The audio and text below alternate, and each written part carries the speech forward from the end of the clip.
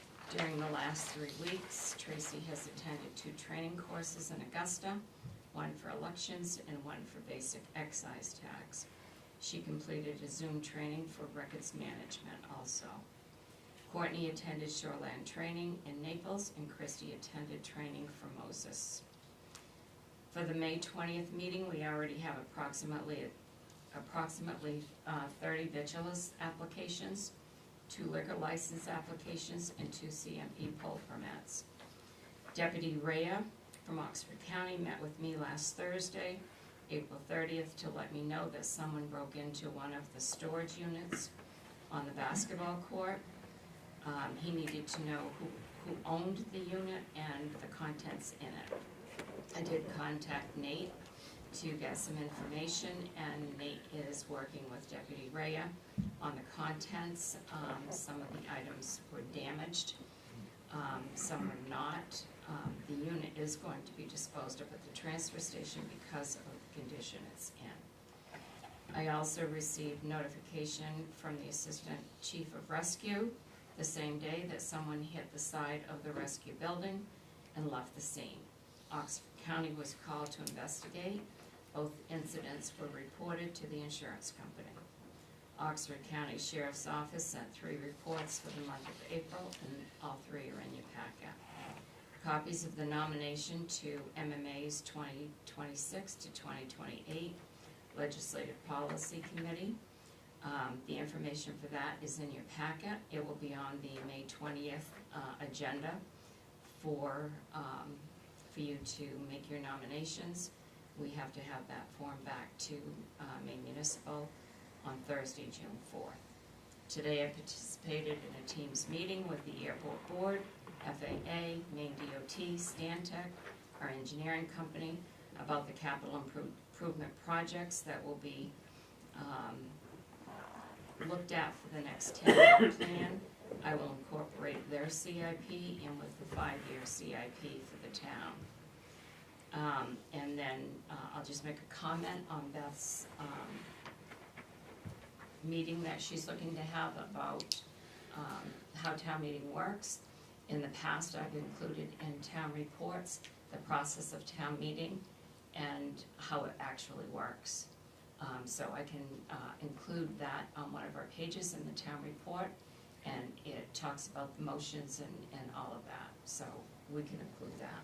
Thank you. You're welcome. Thank you. Thank you. Board members have any questions for Sharon? I have one. What is the contract with Sunday River?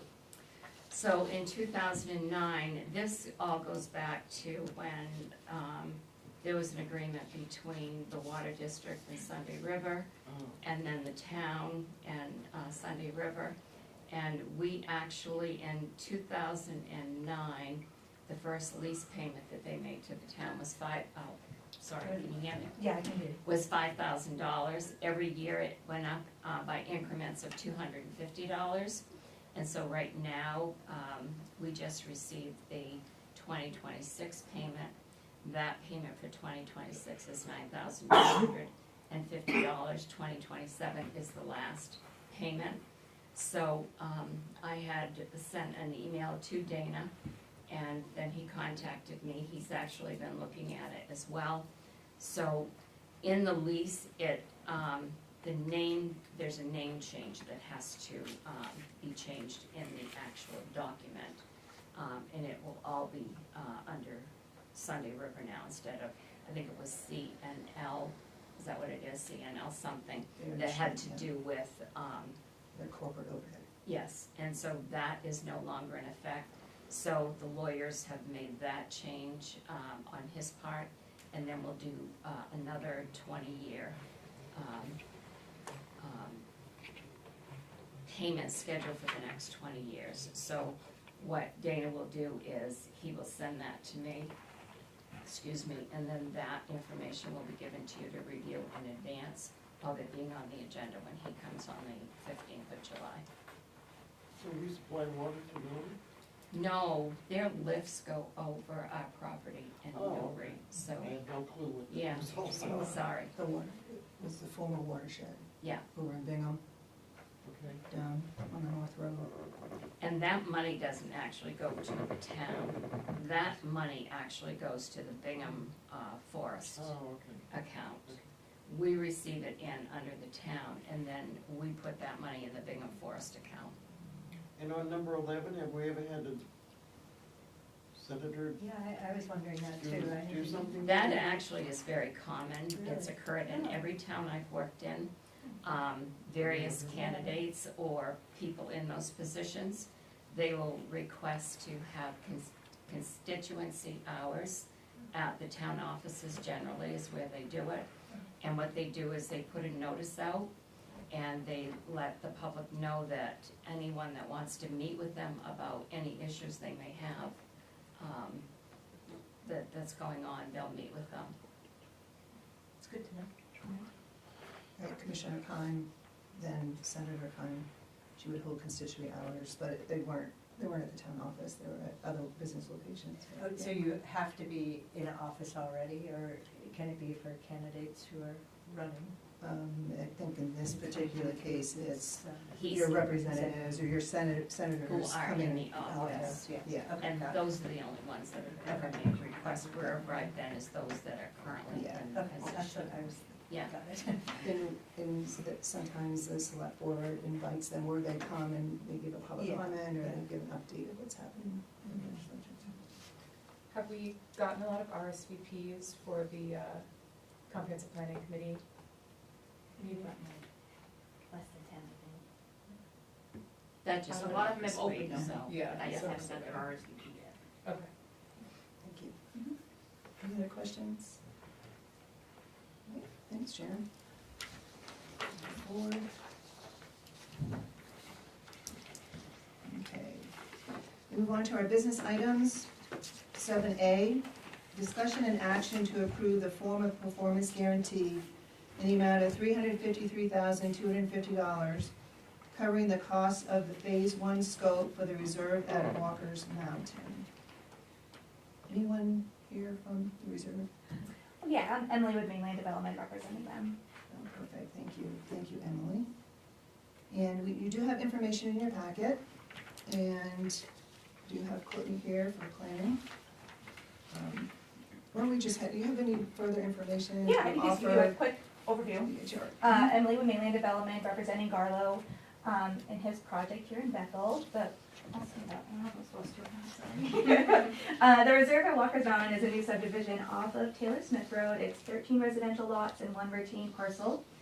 It was approved by the Planning Board, DEP, and Army Corps of Engineers last fall. As a part of the conditions of approval and town process, Mr. Garlow is to provide the town with a performance guarantee. He is offering a letter of credit from Norway Savings Bank to cover construction costs for Phase 1. That infrastructure includes about 2,000 feet of paved road, 1 stream crossing, and a large stormwater pond. And I think the material you guys have is a letter from Dave Garlow, a little bit more detail, a cost estimate from a local contractor for Phase 1, and then the letter of intent from Norway Savings Bank as well. Thank you. And you answered a question I had. I was able to get up there yesterday, and it's on the lower end of Taylor. Yeah, Smith just before Road. Quill Run. Yeah, okay. Okay, do we have, questions on this? Where is Taylor? Taylor, I always wanna say Taylor Swift, but it's Taylor Smith. As you're going out of town towards, kind Oh, of on the corner. western side, Yeah, yeah, that's up on the ridge there.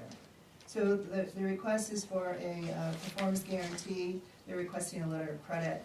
You can see in the amount and also where it'll be coming from.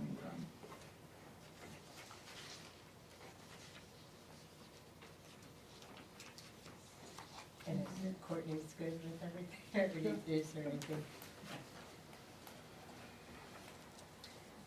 Can I make a motion that we approve the form of performance guarantee in the amount of $353,250, covering the cost of Phase 1 scope for this reserve at Walker's Mountain?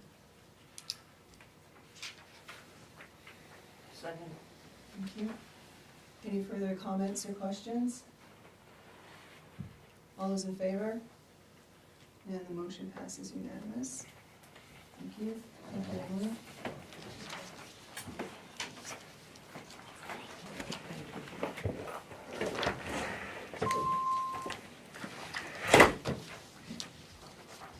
We move on to business item B. It's in 3 parts, so I'll just start. Discussion and action to approve the following concerning Rinaldi Road. There's a request for action in regards to open the road for winter maintenance. There is a request to approve the upgrades to bring the Rinaldi Road Townway closer to town specs. And there is a request to take action to approve the performance guarantees for the road, fire cistern, and the private roads. So it just was a little simpler to break it down that way. And I think Mr. Romer's here from that subdivision. And have any of you had a chance to go visit the location? Yeah. Did you? No, I didn't get to that one, and I really would like to get it, because I think I have some questions, and seeing it, I think he's gonna answer a lot of my questions. So, if I may, Courtney and Scott and myself, we have all driven that road. We've had several conference calls with Mr. Roma, and Courtney and Scott and I have had conference calls with the town attorney as well, and held communications with her concerning this. And so we wanted to make sure that we had all of the information that was needed to address all of the points of this. Courtney can speak a lot on the code end of it. Mr. Roma here, I think, can explain, and I think that I would like him to explain what his plan is to do, even though it is listed out here on the paper, if you would allow that.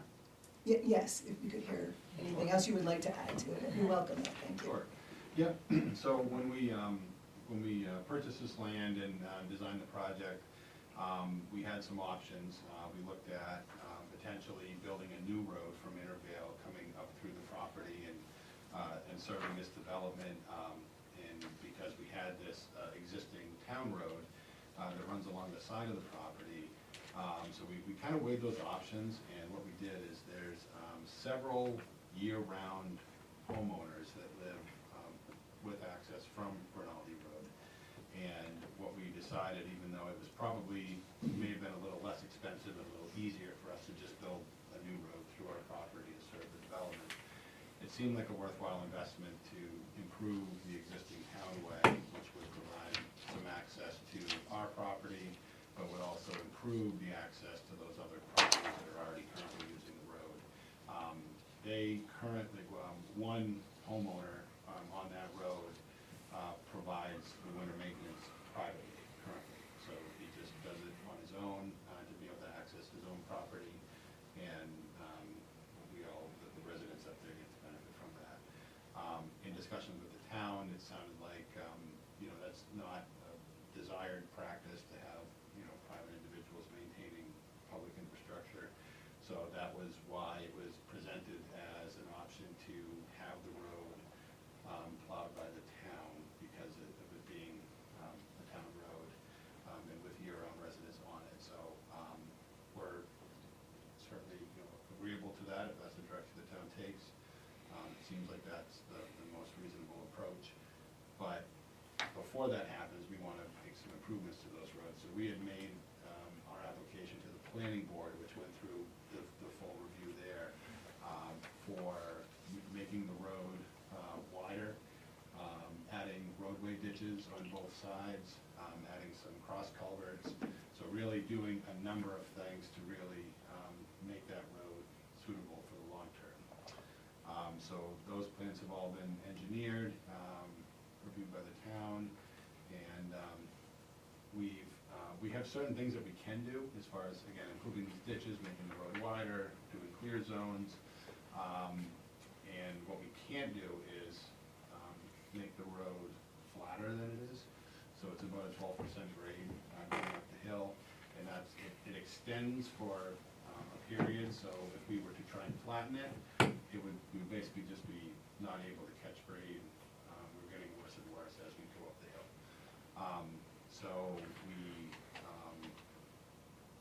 we're basically just going to be widening the road, putting in the ditches, improving the drainage, but maintaining the slope that was there. So the planning board discussed that, and they just voted to essentially allow the existing road grade to remain because there really was no other alternative to do anything different.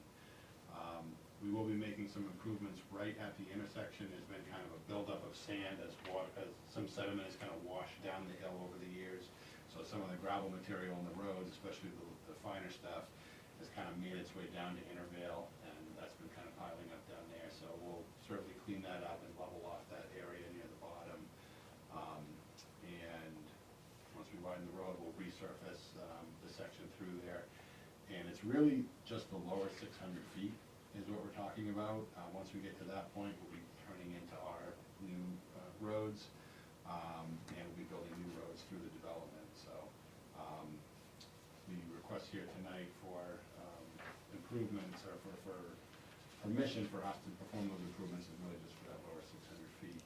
And in addition to benefiting our property, again, it'll benefit some of the existing residents that are up there. So if Scott can go on that with the plowing and add to that, that would be good. Yeah, so right now, we're talking about a 12-foot wide dirt road with 2 to 4 foot banks on each side. Basically, you're in a hole trying to climb. Our big truck will not fit up there in the present condition. One of the homeowners has been plowing it himself actually he's been doing that for several years now.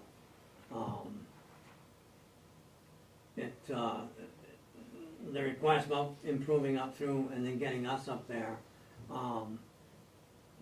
we would fit the first 600 feet, but there's still another roughly, 900 feet beyond that, that's still a 12-foot wide dirt road with,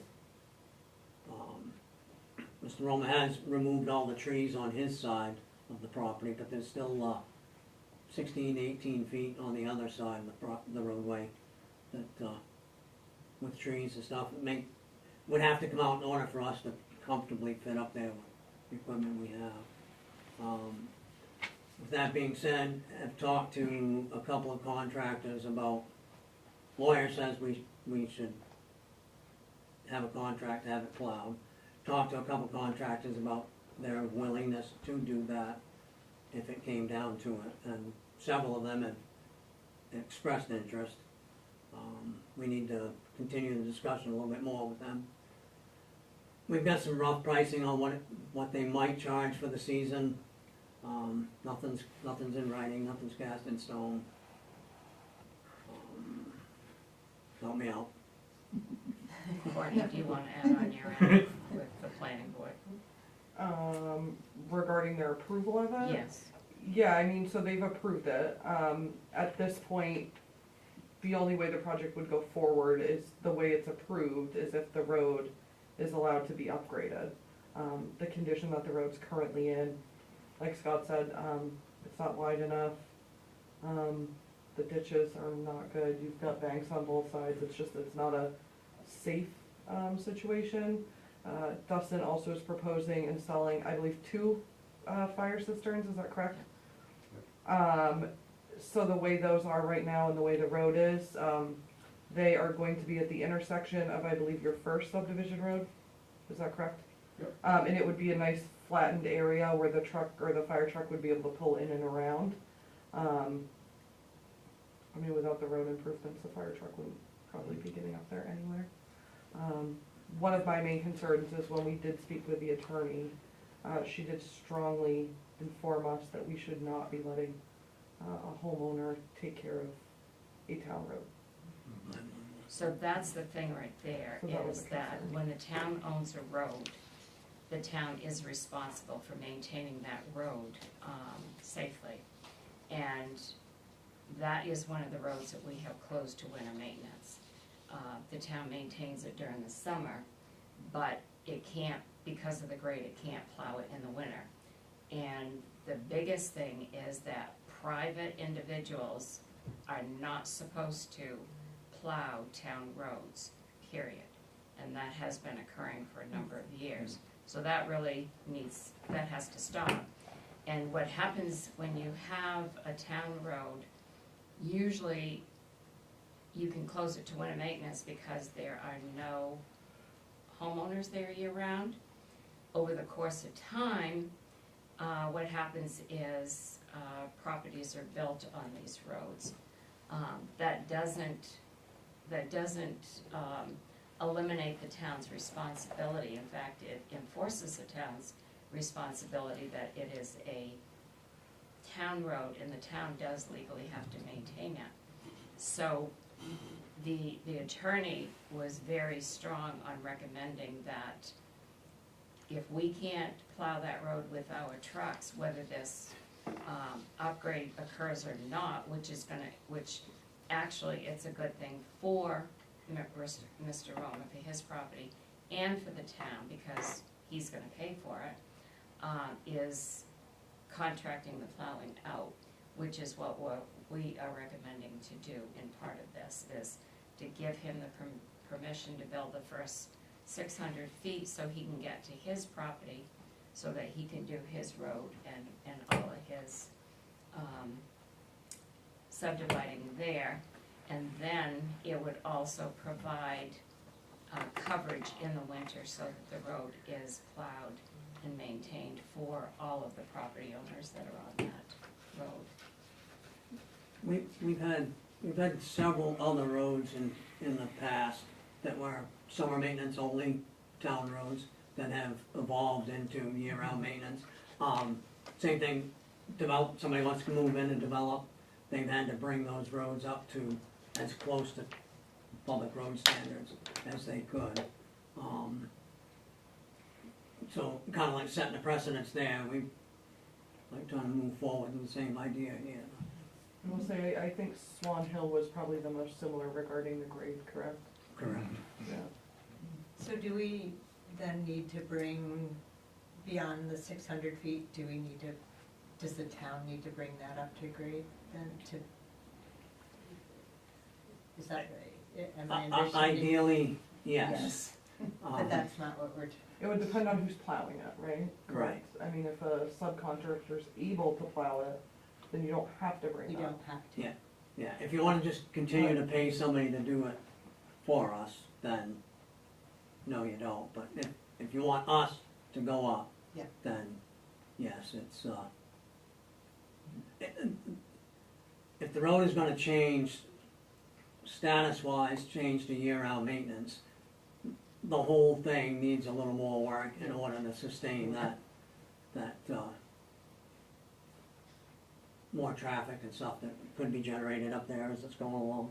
I believe the way the statute reads it has to be safe and passable.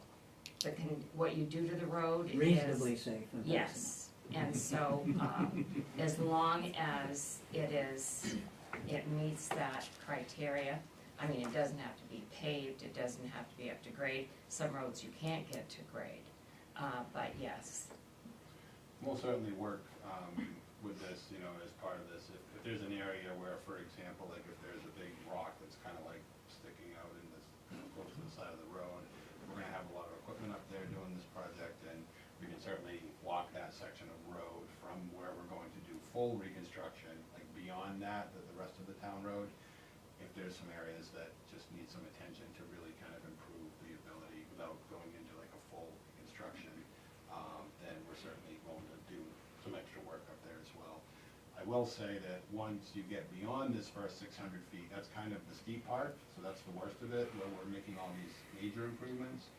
Shortly after that point, the road kind of levels off, the banks are much lower than they are in this lower section, so it does get a lot better as you get further up, so that's a good thing.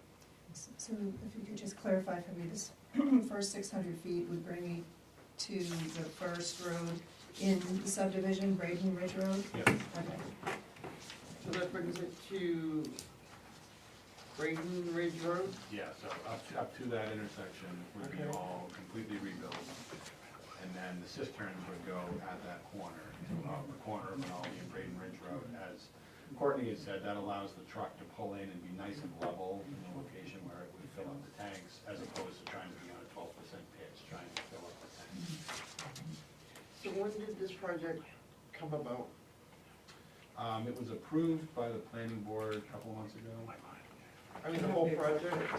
The whole- So the original development, so we created some lots with frontage directly on Intervale Road in 2024. So the first 5 lots were subdivided through the planning board.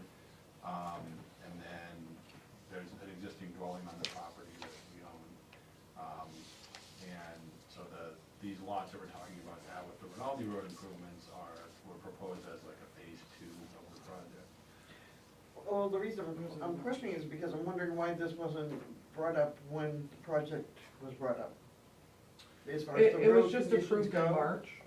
I'm sorry? It was approved in March of Of this this year. year? Yeah.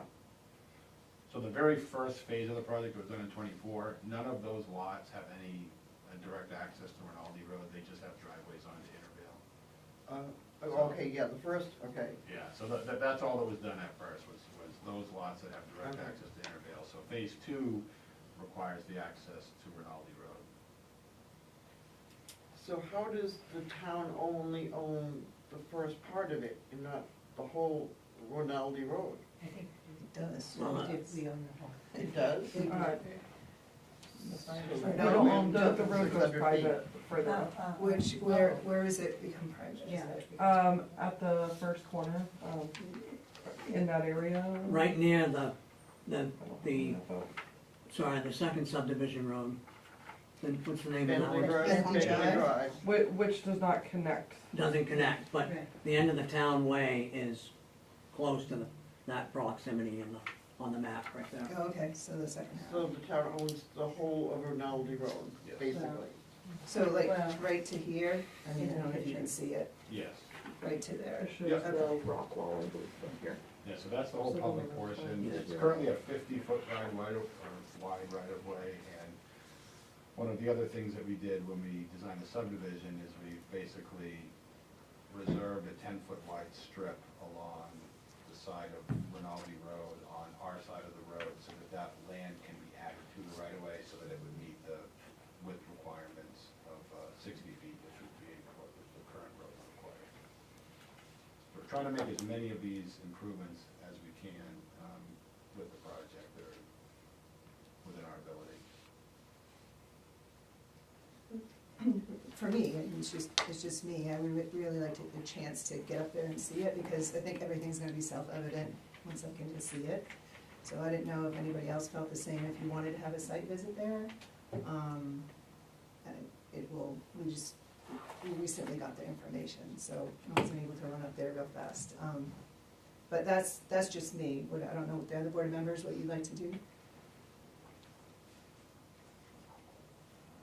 Well, I don't think it's gonna change a decision on what we vote on. For me, I just wanna see, kind of see what that road is like, and see, it's not going up to town code, it's going almost to town code, so I just wanna get that perspective there. And that's the first 600 feet is going to almost town code, is that correct?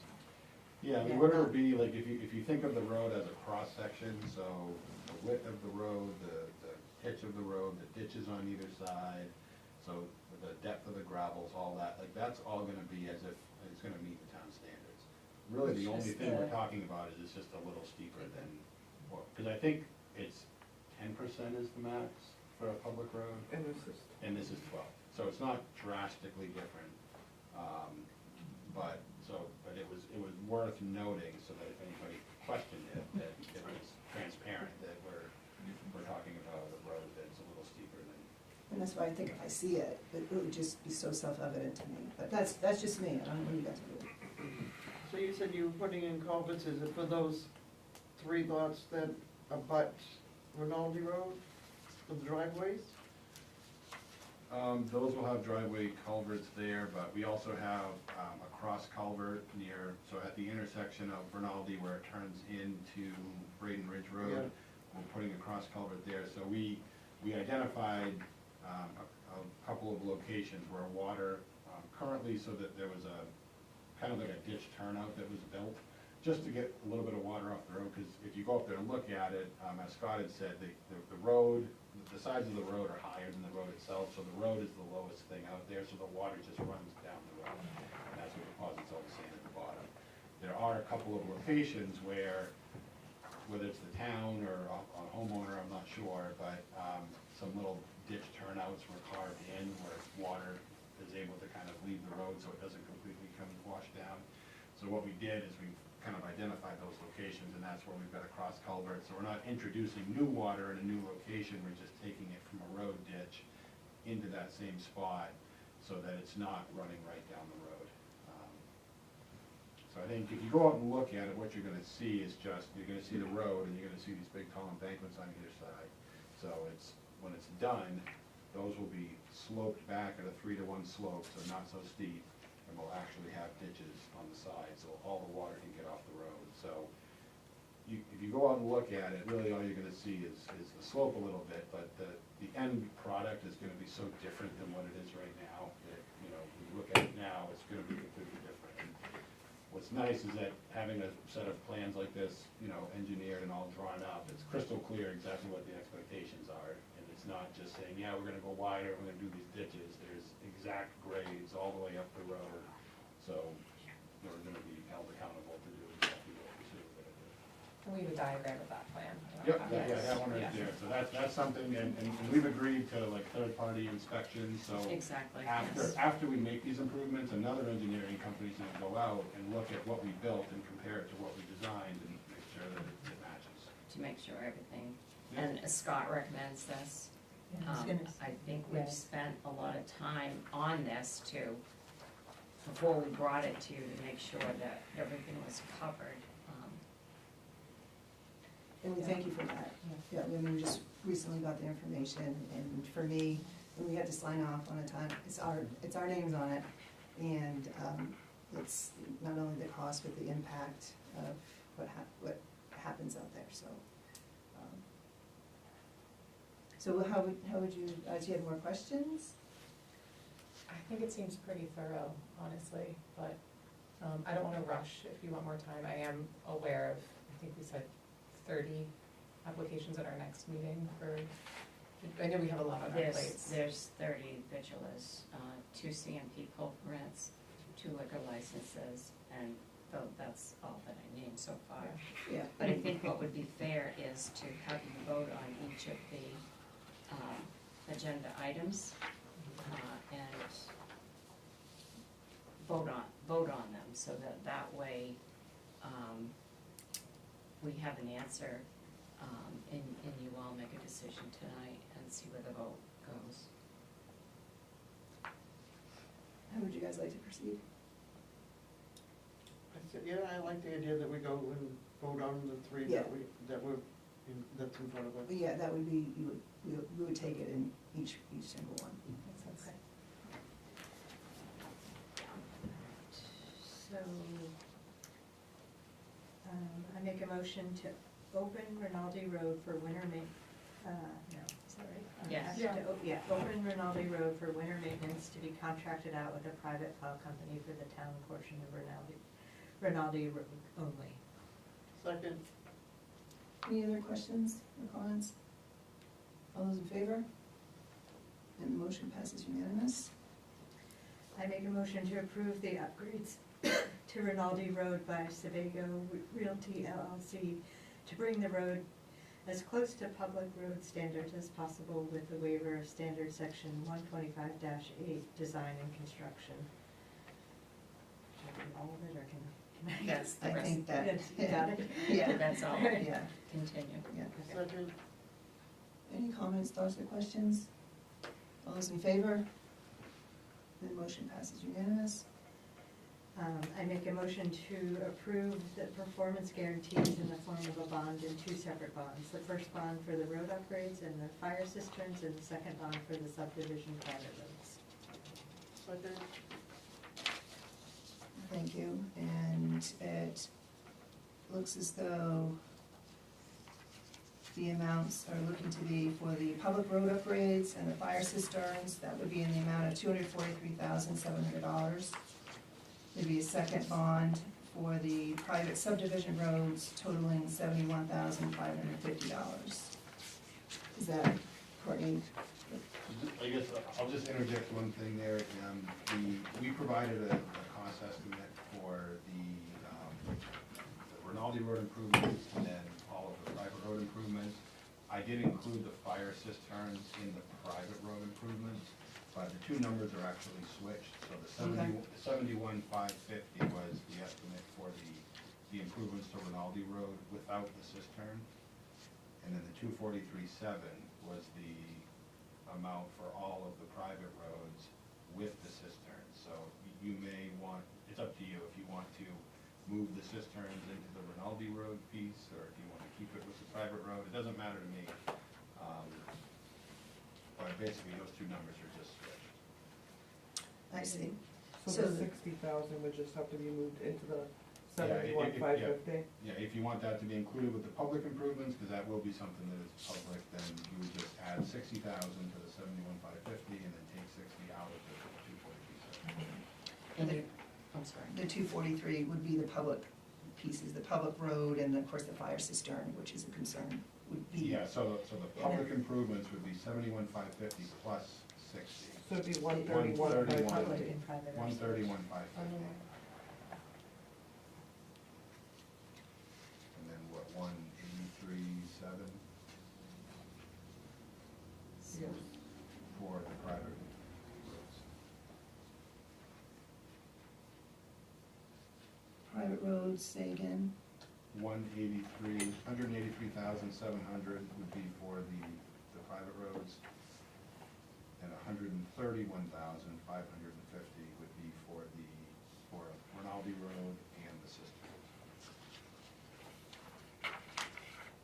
So two separate bonds. Okay. So I like that, keeping the public pieces together. So again, that would be the cisterns and the Rinaldi Road, public road, 131,550, and a private I'm sorry. No problem. And the private roads, 183,700.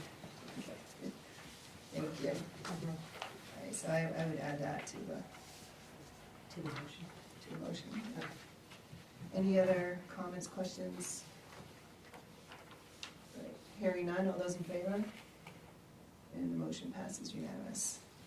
Thank you. Pretty good. Yep. Thanks. Sorry, quick thing that just didn't get involved in the second motion, was the second half of that motion about the third-party engineer. That whole thing will be included in the motion, even though it wasn't set out. Yes. Yeah. Okay, great. Plus, it's in the code that Right. you do the stuff, you have to have a third party in it. Great. And as part of the planning board conditions of approval as well. No, Tracy will include that all in the motion. Perfect, thank you. Great, Thank you. thank you very Thank much. you.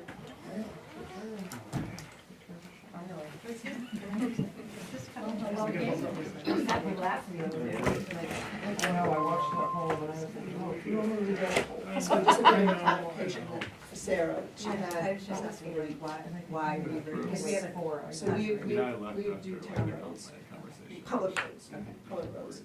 And, of course, we just did one that's not up to, look to have them up to town standards. A bit different here with, it's already a public way and stuff, but that comes to the select board. Okay. That's why it was here, and then additionally, it was for the performance guarantees, and then additionally, the winter maintenance. So that's why, normally they wouldn't come here. Okay, thank you, we just had a explanation moment here. And we continue on, and we're at 7C, business items. Gay Perkins and the Wayfinding Sign Systems Project. All yours. Thank you. Okay. Thank you for your patience. Thank you for yours. So you have gate parking on Mason Street. You have in your packets, I run Inland Woods and Trails, which probably could be the name on the agenda, but we'll let this go. It's okay. You have in your packets a recreational asset wayfinding plan that we completed in 2022 with select board members. Michelle was on the team. I think you, Sarah, may have come to a meeting, maybe not. Chamber of Commerce, the Forest Center, and other members of the public, and worked with a consultant to put together this recreational asset wayfinding system, and hadn't either had the capacity or the right funding stream, frankly, to come to you now, or come before you to have you bless it, if you will. And we will continue to raise. There's now a grant program that we have identified that we could apply to actually install these signs. The one or two challenges before you, one is to accept the plan, and if it needs to meet the sign standards, we can amend that pretty easily and get you the sizes and the right sized 8x8s or 6x6s. The panels are just a little off, yeah. Yeah, and we have been working on a spreadsheet so that the sizes are with the sign, with the signs in their locations, so they may at that point meet the, and maybe the standards have changed since 2022, I don't know. This was done with 2022 from a consultant from Alta that I believe looked at the code to make sure it met, and if it doesn't, if it did then, it maybe does now, then we can amend it. Do you want to- Okay, so it shows that the sign ordinance was amended in 2021. Okay. I think the signs look great, by the way, but, Sure. but, it does state in the code that they have to meet, I think it was subsection K. I believe the board has all of the pictures, of what the signs have to look like and what they have to be constructed about. So I'm not sure if this should be an ordinance change. I mean, I don't think the base is, or the construction of the sign, I mean, you just said that you'd be open to changing that. And the panel size, yes. Yeah. My concern is the color and the style. I know we have a very distinct style that's allowed for our directional signs, the black and the red ones. And these aren't in the ordinance for what's allowed, so I don't know if it should be an ordinance change. I do think they look very nice. They do meet MDOT color standards, which is what they were going for. Yeah. And worked with the Dixfield office to make sure it at least met the, stuff out on Route Yeah, that's what you want to 226. Yeah. I do. I think this introduces kind of Yeah. I don't want to say a whole new system, but a complementary system. That's right. you Yeah. know?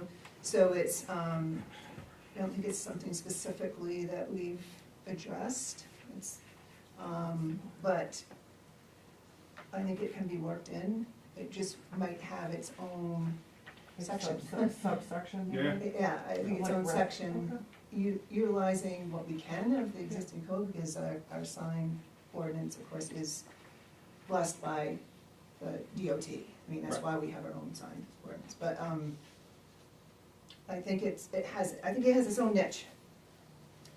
Yeah, this isn't for businesses, this is for rec assets. Right, So right. it's a little different, Yeah, local and visitor directional to the rec assets that exist. Because Yeah. what we found, we didn't know when we started the process, and it's like, there's no sign in Bethel for Draft and Notch, in the National Forest. And I have like, had other. the town common, so on and so forth, like where Davis Park, like there's no breadcrumb getting people to Yeah. like the sort of normal, I mean, I in a lot of have other places. been reached out to by other Yeah, hiking trails or groups Yeah. saying, asking about directional signs, pointing out, I think the North Road and stuff. right. And I think they do look very nice. The other component of this that would be important is if there's this new subsection of the sign code or on the rec ordinance, or that lands, that we can find the resources to get the money to fabricate them, but we're not gonna take care of them after, and so it would have to come onto the town. If someone runs through it, you know, don't call, please don't, you know. Yeah. I'm not gonna put you on speed dial. It's a gift. Yeah. Just like a It's road very up good. Rinaldi, Yeah. it's a gift. You're very In some way, active on shape, or speed dial, form. right, right. I mean, we know each other, we've texted, yeah, it's fine. So can you share a little bit more, so we've taken it off the shelf, we've dusted it off. Totally. Has anybody else, you know, any of the stakeholders that were there before, have they looked at this again, or has there been any movement on that? Yeah, so two pieces, the Northern Forest Center has looked at it, they were one of the principal stakeholders in the original grantor there. They sort of came to me and like, hey, can we move on this? We spent this money 4 years ago, we might have access to other funds, and then definitely, the town of Rumford really likes this plan as well. So it could become a regional recreational I think wayfinding system, and they are all about it and can provide staffing resources to help and would take care of the sign, so you'd have you'd have a regional recreational wayfinding system. Which is frankly unusual in this state. It's, in the Katahdin region is the only other example that I can think of. Because when these Same. conversations were happening, I think we touched on them with like Woodstock, Greenwood, and Newry a little bit. Yep. And I think Woodstock tried to incorporate a little bit, I'm not sure how far they got. Yeah. They were happy with their street lamps and the sidewalks, but Right. at that time, Yeah, in the plan, you'll see that there are a couple in Greenwood and in Gilead to take you to the Wild River into Mount Abram, not in Bethel. So you don't necessarily have to take that under consideration here tonight, but Okay, so that's we good. can fight those battles. Some stakeholders have taken it up, and can you share a little bit more about the your funding access or resources? Yeah, so it's a Department of Economic and Community Development grant through the state of Maine, DCD, their Destination Marketing Grant Program. And it's, if there's it's a pretty big grant program, like up to $150,000. And this sign system would cost like 20. So there's a lot more we can work on there. So if there are other signs or banners in this community that need to get updated, let's throw some more of the carrots and potatoes into the stew here. Okay, all right. So on this map that you give us, where the stars are, is that where you're proposing? Correct. Yep. And there's no town match or anything, the grant? No, it's a 10% match. It does have to be cash, I think, but there might be some in-kind components, and it might be the maintenance after the fact can count. They want to make these sort of things happen, so we can get creative, is my understanding. Okay. I'm not asking you for money, I'm asking you to, For just- right, there's no fiscal note attached at this time. Sounds like you're passing the baton. Well, why would a nonprofit do town signs? You know, here we are. No, it's, no, appreciative of the initiative you guys took. Well, you were way back part of it, when. it was great. Yeah, It was fun, yeah, it's out on the it was, common, it and was. there was masks on, and, Yeah, yeah, I it was think wild. we take this and then have it as an agenda item, at one of our next or future meetings to see, just to confirm this is something we wanna try to go with. And then also see what resources we put to, do we have an ad hoc committee that works to see how it comes together within our current sign ordinance, take off some more dust. That's kind of quickly off the top of my head to further this, if this is what we want to do. And then they can explore funding resources, they can call Gabe on speed dial. So Gabe, when's the grant that you're applying? Well, then Is I it- don't is it have like that next in week, here. or? It's soon. I mean, I did put in a letter of intent, which doesn't necessarily mean anything, and that included Rumford, just, you know, if they accept it or not, but, and anything can change after that, but, I don't know the deadline. I'm trying to find it in this internet hole. I don't know. So what do you all Soon, think? let's just say that the Yeah. deadline was Yeah. soon. I don't know if it's 30 agenda items soon in your next meeting, right? I don't know if it needs to be taken up there. Can you let us know when you have the date so we can know how to? Yeah, I could probably, walk outside and we can. So you need an answer soon. Yeah, I mean, can we decide and then we figure out a process later, like how? The or, ordinance you know, updates and. How often is this grant? I mean, I like the whole idea, Right, but I'm really, it's not you. No, I know. I'm- No, I know. I'm getting tired of, okay, we gotta do it, we gotta do it now. Yeah. And haste makes waste, and I don't think serving the public is in the best interest of that, but are there, is it an annual grant, or, I don't think so. no, it's. There might be a special one-timer. I don't have that totally answered for you. Well, it wouldn't take us We that can long to keep talk about it next meeting, right? I mean. Well, we can look talk at about that. path forward, Right. at our next meeting, if, you know, and I think regardless of the money, if this is something so it doesn't go back on the shelf, that we can keep working at, because otherwise it's gonna go back on the shelf. Yeah. And, so I think we look at the work to do first, and if we can fit it in with the timeline, great, but there may be other grants out there too. We can fit the timeline. We have had this on the radar for 4 years, and this has been the first grant that really kind of came at us. So, July 15th is the deadline, so we've got a little time. Okay, so we can, Yeah. looks like we can set a path forward, to be comfortable When? enough to. July 15th. That sounds good. So, does that sound good, everybody? All right, if there's a consensus, we'll, go down that path, That's great. and That's great. thank you, Dave. Are you involved in these signs also? That are currently there? No. No, No, okay. tangentially, you know, that was like a special committee. That's why I was wondering why it was 2000. in this camp, in this. That's in our code, right? Which somebody from Northern Maine I think actually it's reached what out to it's us. That's the They wanted to directional know signs. about our signs, Yeah. because they came down here, remember, and they loved them so much. Yeah. Okay, thank you. Does anybody have any more questions for Dave? We're all good, it sounds like we have a path, There's an and homage. to set a path, we have a path to set a path. Like one of them. on July 15th. So can I ask a question for the agenda? So Gabe, exactly what is it you require for an approval to move forward with this? So we'll work backwards, maintain the signs after they're installed, and, you Make it know, workable. make it workable within the ordinance. Yeah. And Yeah. you're there for us, but it's Yeah. now a town project. So Even though, yeah, we'd be there. you would. Are you putting in the grant? Yeah. You're Yeah, putting, putting in the yeah, we grant. would, we would apply, we Okay, would so- find the resources. and right. then There's no would you fiscal. have the signs made, or we would have the signs made? We would be the grant holder, so we would get the signs fabricated. Oh, you would, okay. Yeah, And and then, installed. and then hope the town could help us install them.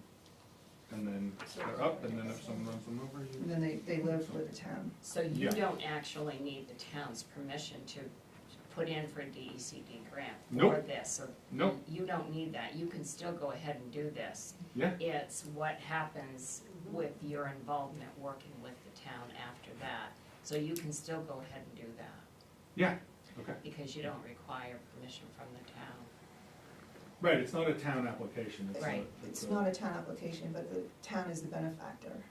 Right, so it's sort of, will you accept the gift? Right. And the responsibility after the fact. Right. It's similar to, say, the pathway Yeah, Mhm. extension, where we raised the money with support from local and state entities. Yeah. And now the town right, maintains. right. So we would still have the responsibility, even though the grant will be in your name. It's gonna be a town, it's going to be a town piece when it's done. Yeah, after they go in the ground, Yeah. or as they go in the ground. So that's actually what the town, what the select board would make the decision on is to take over the project once you do it, to I think that's maintain right. it Yep. and, yeah, Yep. okay. We would just have to decide if that's what we wanna do. Well, right, Yeah, thank you. And plus, the grant that you're looking at now, getting for July 15th, sounds like it's including Rumford as well? Yep. Okay, so. And there's we're putting in a variety of things into that Okay. to get to a. So what's the split there? I mean, we lost out to them for one of the other grants, but that you were doing. What's the split of the 150? How much would be Rumford? How much would be Bethel? We need to identify the assets in Rumford first to have a good answer, but the pricing on this is about $10,000 in fabrication and equipment and materials and hardware. In the letter of intent, I essentially just doubled that number for Rumford. And said, there's gonna be 12 signs in Rumford too. Gotcha. And we've done some counting up there. I mean, we know a couple things. Oh, good. Thank you. Yeah. Thank you. Thank you. Any other questions? Okay, great. So it sounds like we'll have it on our agenda to talk about it a little bit more and kind of firm up a path going forward. But that's what everybody agrees to at that time. Sounds good. All right. Very good, thanks Gabe. Thank you. That's great. And now we're on to 7D. Heather Whitney, sign request from Norway Savings Bank. And welcome Heather. Do you have the information in your packet? Is there anything that you'd like to add? I don't think so, I think, you guys have pictures? I gave you everything you gave me, yes. When we have to do our deposit, it's hard to see coming out of the bank. So the board members, do you know the location? Are you familiar with the location?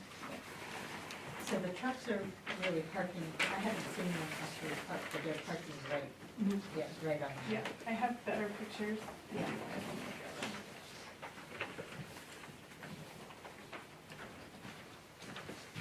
And then I put the time, so it's all. Yeah. It's more on the morning, shoulder. afternoon. So they're just like stopping and then going to Yes, the. yeah, so there, it's very short-lived, Yeah. they're crossing the street or doing whatever, but it is very, it's challenging to pull out of the parking lot if there is a truck. This is something that's really very recent, isn't it? I can't Um, remember seeing them parking there before. Now that I'm noticing it, I see it more often, but it's more common, recently, I yeah. think it has to do with Rusty Lantern. Yeah, yeah. Gets really busy in there. Yeah. Well, it's hard for, they can't get in that driveway, Right. yeah. And there is no truck parking there, Right. per se, and if you, I don't know if you've noticed, I do, but the lawn now, our lawn is now Yeah. becoming Yeah. back and back Yeah. because of the parking, so it doesn't look like there's no park, like it looks like you could park there because the lawn isn't nice, because people keep parking there. So there is gonna be a sidewalk going in there, right? So that this, right, so there is gonna be a sidewalk, which would presumably take off the right of way. Yeah. I think possibly scheduled for next year, so, it's gonna be the 400 feet from where the sidewalk ends on Lincoln Street. So by your lawn, where the farmer's market is, and then on this stretch here is gonna be the sidewalk that connects. So I just did, Scott, maybe you can answer, but has there been any consult with DOT? Cause it, Yes. I reached out to DOT about it, and their reply was that they steer clear of parking issues, and that enforcement would be a town problem or matter, and that also, the town has the authority to establish no parking on state roads, but it does have to be via an ordinance. I also would like to comment too that just today, and I haven't looked into it, and they've not been to planning board or anything, so it's very early. The Rusty Lantern did file an intent to, when you're gonna alter wetlands, you have to get permission from DEP before you even consider it. it is public record. They did file something to try to extend their parking lot. I don't know if that would fix this situation though, cause I don't know if big trucks would still be able to get in there at all. It is, I mean, it's not a great spot for larger trucks, so, but just so that you are aware of Yeah, that. yeah, because it's a state road, state aid road, do we plow that? We plow and Plow it, sand so it. it's state aid. So that was just my thought was, that we don't necessarily have jurisdiction over it. And with the intersection that's there and the pending sidewalk that's coming, and like I believe they put up the no parking signs way back when in front of the skateboard park. So that's what I was hoping that they would, with their jurisdiction. Do you They know gave that? us permission to put up the no. They parking. gave us, so Permission. is that something that they can do again? I mean, for me, it makes sense. You either have the controlled signage for that distance, like we do on the roundabout, or just put up temporarily for a year or whatever it is, no parking, in the right of way there. Do you think that they would do that again? I think you could put them up, you just wouldn't, if people continue to park there, we couldn't enforce it because it's not an ordinance saying they can't park there. You can put it up and see if people read the sign and don't park there, which I think is essentially what happened probably by the skate park. Cause I think the Yeah. only spot that it's actually an ordinance is like up by Irving, 300 feet by the Good Food Store. So I think you could put them up and maybe people read them and not park there. I don't think the town could do anything if people park there. See what I'm saying? Right, because of their jurisdiction and our jurisdiction. Yes. So if we could get it in writing from them, that they're cool with putting the no parking, that would be a start.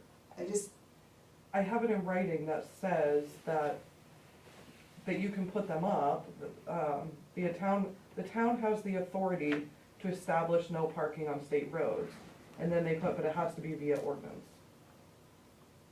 to establish that. So then to follow up on that, if we put them up, we just can't enforce them.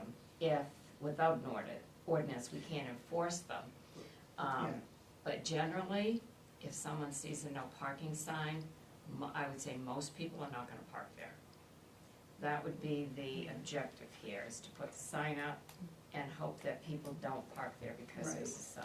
I mean, we don't enforce it on the parkway. Yeah. I mean, we do and we don't. Well, and I don't think but- that there's I mean, I think occasionally you'll see a car parked to pick up a kid quick, but I don't notice several cars parked down the parkway. Yeah. With the sign. And if you put the signs in the right of way, it's harder for them to pull in. I mean, I would just wanna be concurrent with whatever DOT is. That's all. If they say they're cool with us putting stuff in their right of way, I'd say we go with that. And, I mean, I can send them an email tomorrow and say, hey, we're gonna put up signs, I know there's a sidewalk coming soon, are you okay with that? As long as Scott can do that, I shouldn't assume that. yeah, I mean, I would appreciate that, because, and if you can also mention to them, you know, we're just concerned with Yeah. the accesses, there's the intersection there, and right, you're not supposed to park within 20 feet of the end of a road or into an intersection anyway, so if we could be in coordination with them and just say, hey, the intersection's coming, how does this impact the sidewalk? This is what we'd like to do. That would work for me, I don't know if you guys, Yeah, that makes sense to me. That's a dangerous intersection. Yeah. And I think anything we can do to make it less dangerous is I mean, good. we already know it's a high accident rate, so this Right. would just increase it, so. yeah, and then also would put them on notice about the sidewalk too. Mhm. And maybe they have even further, maybe they would put that controlled, piece too. Controlled driveway. Yeah, I don't know, but, I don't know what the stipulations are, but I can check. you know, sometimes, Like what it is by the overpass, Yeah. right? Like there's no signs allowed. I don't know what other, parking. you may know further than I do, I just know there's no signs allowed. Yeah, Whatever works only, with Controlled only, highway, yeah, yeah. yeah. Whatever works for them, if they can can be helpful here. And then that would be hopefully helpful and would save a little time. And we would purchase the signs, is that how? I believe we do, right? Yeah, yeah, yeah, because it's state aid, but if they give us the permission to do it, then we would be doing it. I'll make a motion. Motion to that, okay. So I make a motion that we, that Courtney contacts Maine DOT and requests the signs and, yeah, I think that's it. Right, make them aware, And, yeah. so we're all on the same page, yeah. I'll second. Any other questions or comments? All those in favor? And the motion passes unanimous. Thank you, Heather.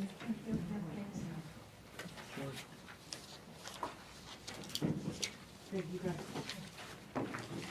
Thanks, Courtney.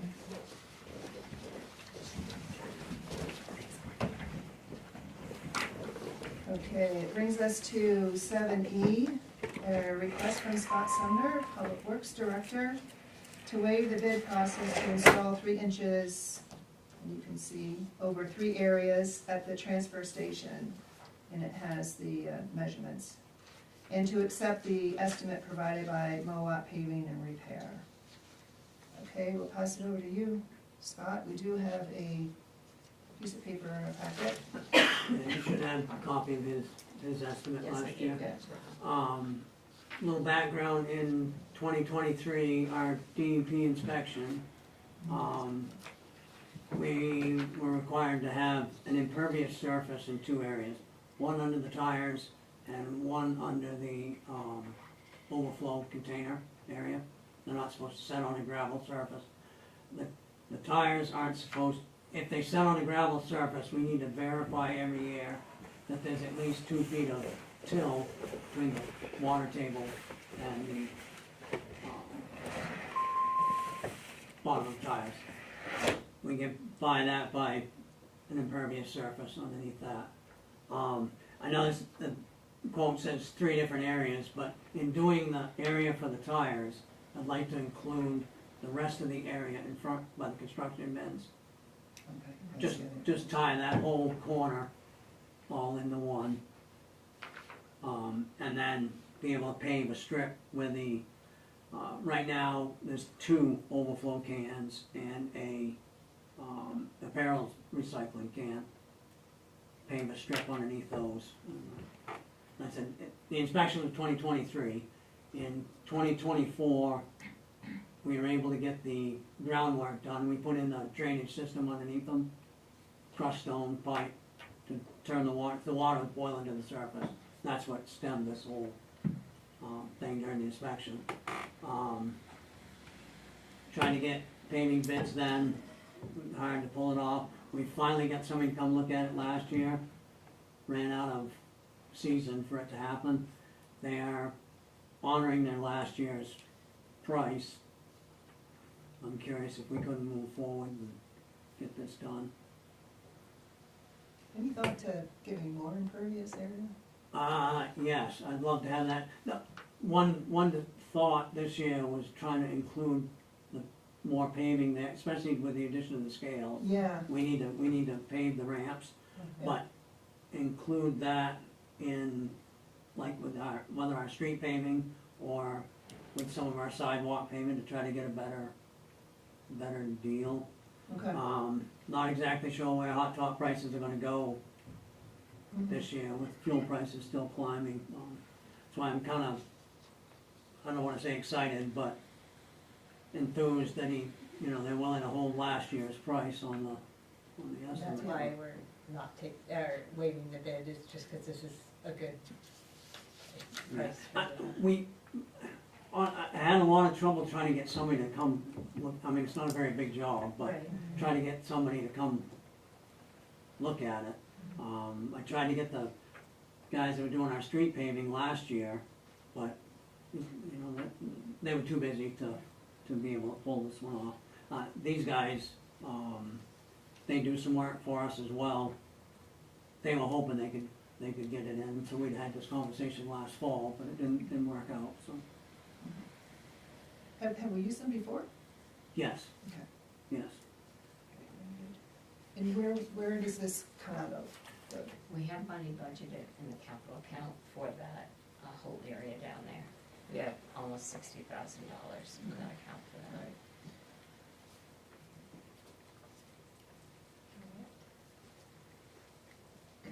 I'll make a motion to accept the estimate provided by W.H.A.T Paving and Repair in the amount of $12,201.50. Second, Could I put that motion on pause for a second and see if we could have a motion first to waive the bid process? okay, Yep. I'll make a motion that we waive the bid process. second, Okay, are there any questions? All those in favor? And the motion passes unanimous. And back to, And then I go back to making the motion to accept the estimate from W.H.A.T Paving. second, thank you. And if there are any questions or comments, all those in favor? And the motion passes unanimous. All right. Thank you. Thank you. Thank you. Look forward to seeing it on there. Okay, good. Okay, continuing. 7F, action to accept $11,000 in lieu of 2026 taxes from Gould Academy. You have evidence of the check in your packet. I assume this is an annual. Is this the first time, or is this No, annual? it's annual. It's annual. How is this calculated? The 11,000. Did they just decide that amount? I think they one just time? decide that amount. And it's always been 11,000, it's never No. changed? It was like 10,000, I think, at one point. I don't know what changed, but it's 11,000. It's been the last 3 years since I've been here that it's been 11, so I don't know how it came about. Yeah, I don't know if they offered it, or what. Is there a contract, or is this, it's just? They don't have to. They don't have oh, to. it's do just, that. Yeah. it's a donation, It's is in, what it is. it's in lieu of, And that's what they taxes. call it, in lieu of Right, taxes. yeah. But it's just a donation. they're a nonprofit, Mhm. so they just made that contribution in lieu of taxes. I mean, taxes go up every year. I don't know if it would, I'm not trying to like sour relationships or like, you know, gift horse or whatever the saying is, but, is there a possibility of a conversation with them about, like, increasing it on a regular basis? You can have the conversation. Yeah? I mean, no, do other nonprofits give us any donation? No. Right, I see you tell them what they can donate. No, at the assessors meetings, there's been talk of pilot, which is payment in lieu of taxes, and just conversation, because there's certain nonprofits that don't pay property tax. You don't have to pay property taxes. They can be put in to be exempt. And, but, have a conversation? Yes, you can have a conversation. But like, this is literally the only, I feel like I don't even remember getting a check, seeing the check from them before, but could you? No, they pay property taxes. I can't tell you exactly, what buildings or property doesn't pay the property taxes, but all the homes that they have for staff, and they're on the tax rolls. Okay. All that is on the tax rolls.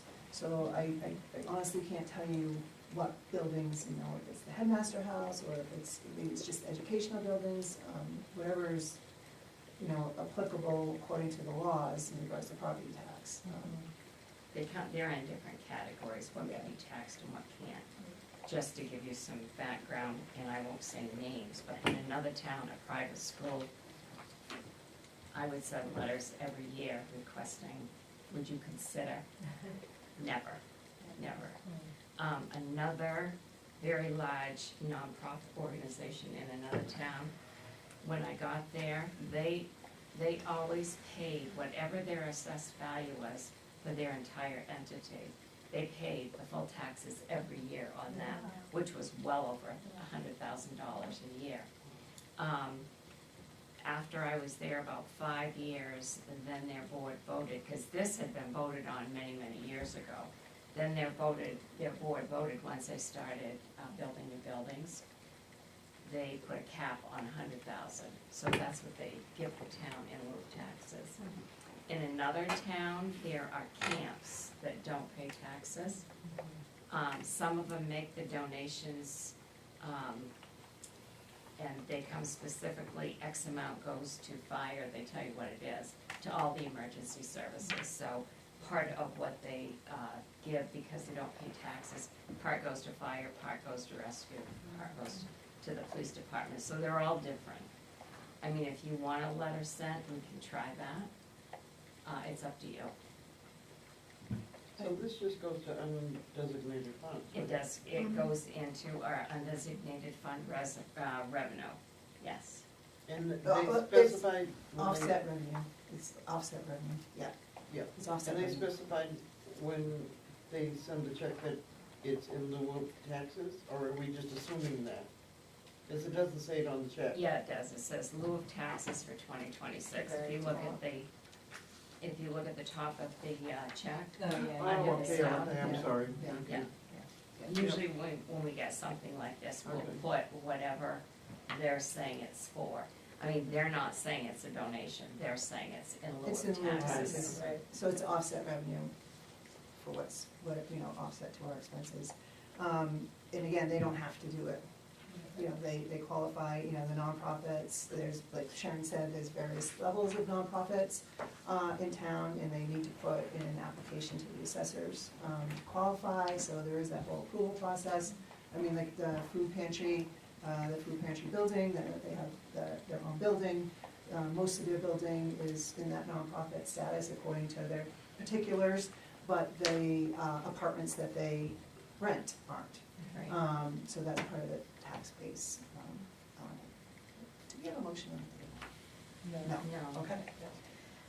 So I make a motion to accept the $11,000 in lieu of 2026 taxes from Gould Academy. Second, Okay, if there aren't any other questions or comments? I guess I would just, I wanted to look more into it. I don't wanna advocate for us sending a letter asking for a different amount. I wanna do a little bit more digging and understand a little bit more thoroughly. The context is really helpful. Yep, that makes sense. All right, nothing further, all those in favor? And the motion passes unanimous. Because if we are like building that relationship with Gould for the field house, can this, I know this can't go in that direction, like to help with that piece of our expenses, no, it just has to be. It's in lieu of taxes. Yeah. They are. But we yeah. could ask them for a donation to that project, right? Instead, right. That would be Mhm. separate. And like, That would be separate. Yeah, Right. it would be a completely different, Yeah. but If that, I there's think any it's a good idea. collaboration or partnership that wants to be Yeah. done between the town and Gould, they're, right, there may even be agreements in the future Right, that I something mean, they gets are worked giving out. their building, so yeah, true. without cost to us at this well, point, I at this don't know point. that for sure. I mean, I Well- see in the future that there's gonna be requests for money for renovations, so that's gonna be another whole issue that they have to deal with. I think where that is right now is, from the last conversations I had, is they're looking at drafting some form of agreement that they enter into with the town. And that's something that they've been working on. And I believe the plan is to apply for grants together. I was gonna say, because when we were at the Epcot meeting, they came to my mind as far as going for some kind of grant Yeah. through Epcot. Or the Northern Borders Regional Commission grant. Right. Those were big grants, those were, well, we got one for the wastewater treatment plant, but Mhm. you can do $1 million, well, that wouldn't cover a whole renovation of the building. So I think we're getting ahead of Yeah, we're getting- ourselves we're getting- with the And discussion. we're getting off. And, all right, I'm sure we'll have discussions in the future about that, but if we continue forward now, if we can. 7G, comprehensive plan update, and Sharon gave an update in her manager report. Thank you, Tracy, for sending out for the meeting on May 21st. And I think for me, going forward, it kind of set a natural schedule, right? There's the meeting on the 21st, and if everybody there wants to continue going with it, great. If somebody wants to bow out, fine, but if they just let the clerk or the manager know, I was going through dates, if they let them know by the Friday, when we have our agenda set up for June 3rd, and then on June 3rd, we can make the final appointment confirmations. Are you thinking June 3rd, we'd also vote on the select board member representative? My understanding last time we talked about it was that we need to vote on a select board member representative, and the planning board needs to vote on their representative. So they were going to be participatory, but not the voting members, so I would just look at the voting members for right now, because it naturally falls then on July 3rd, and have that piece set up, and then the town meeting's on June 10th, and then, you know, assuming everything goes forward from there, and then it sets off, then Yeah, that's fine.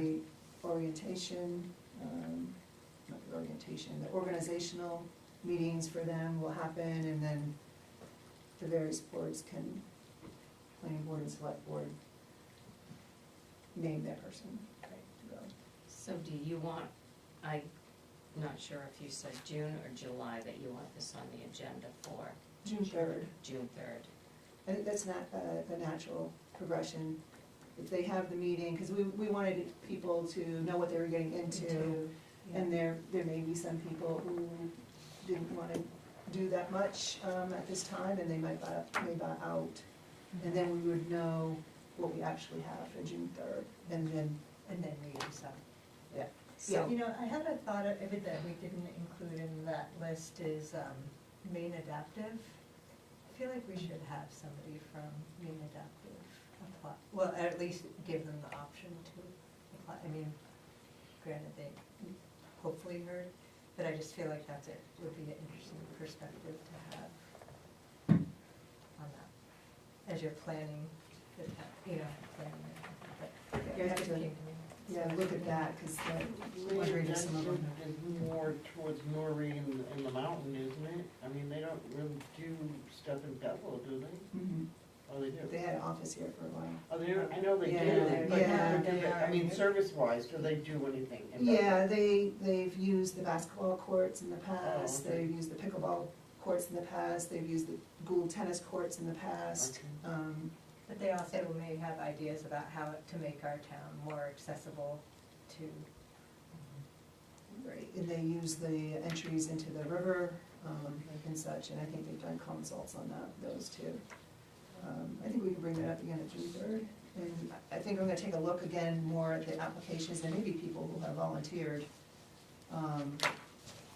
there in the past too. Yeah, there is, one of the applicants was,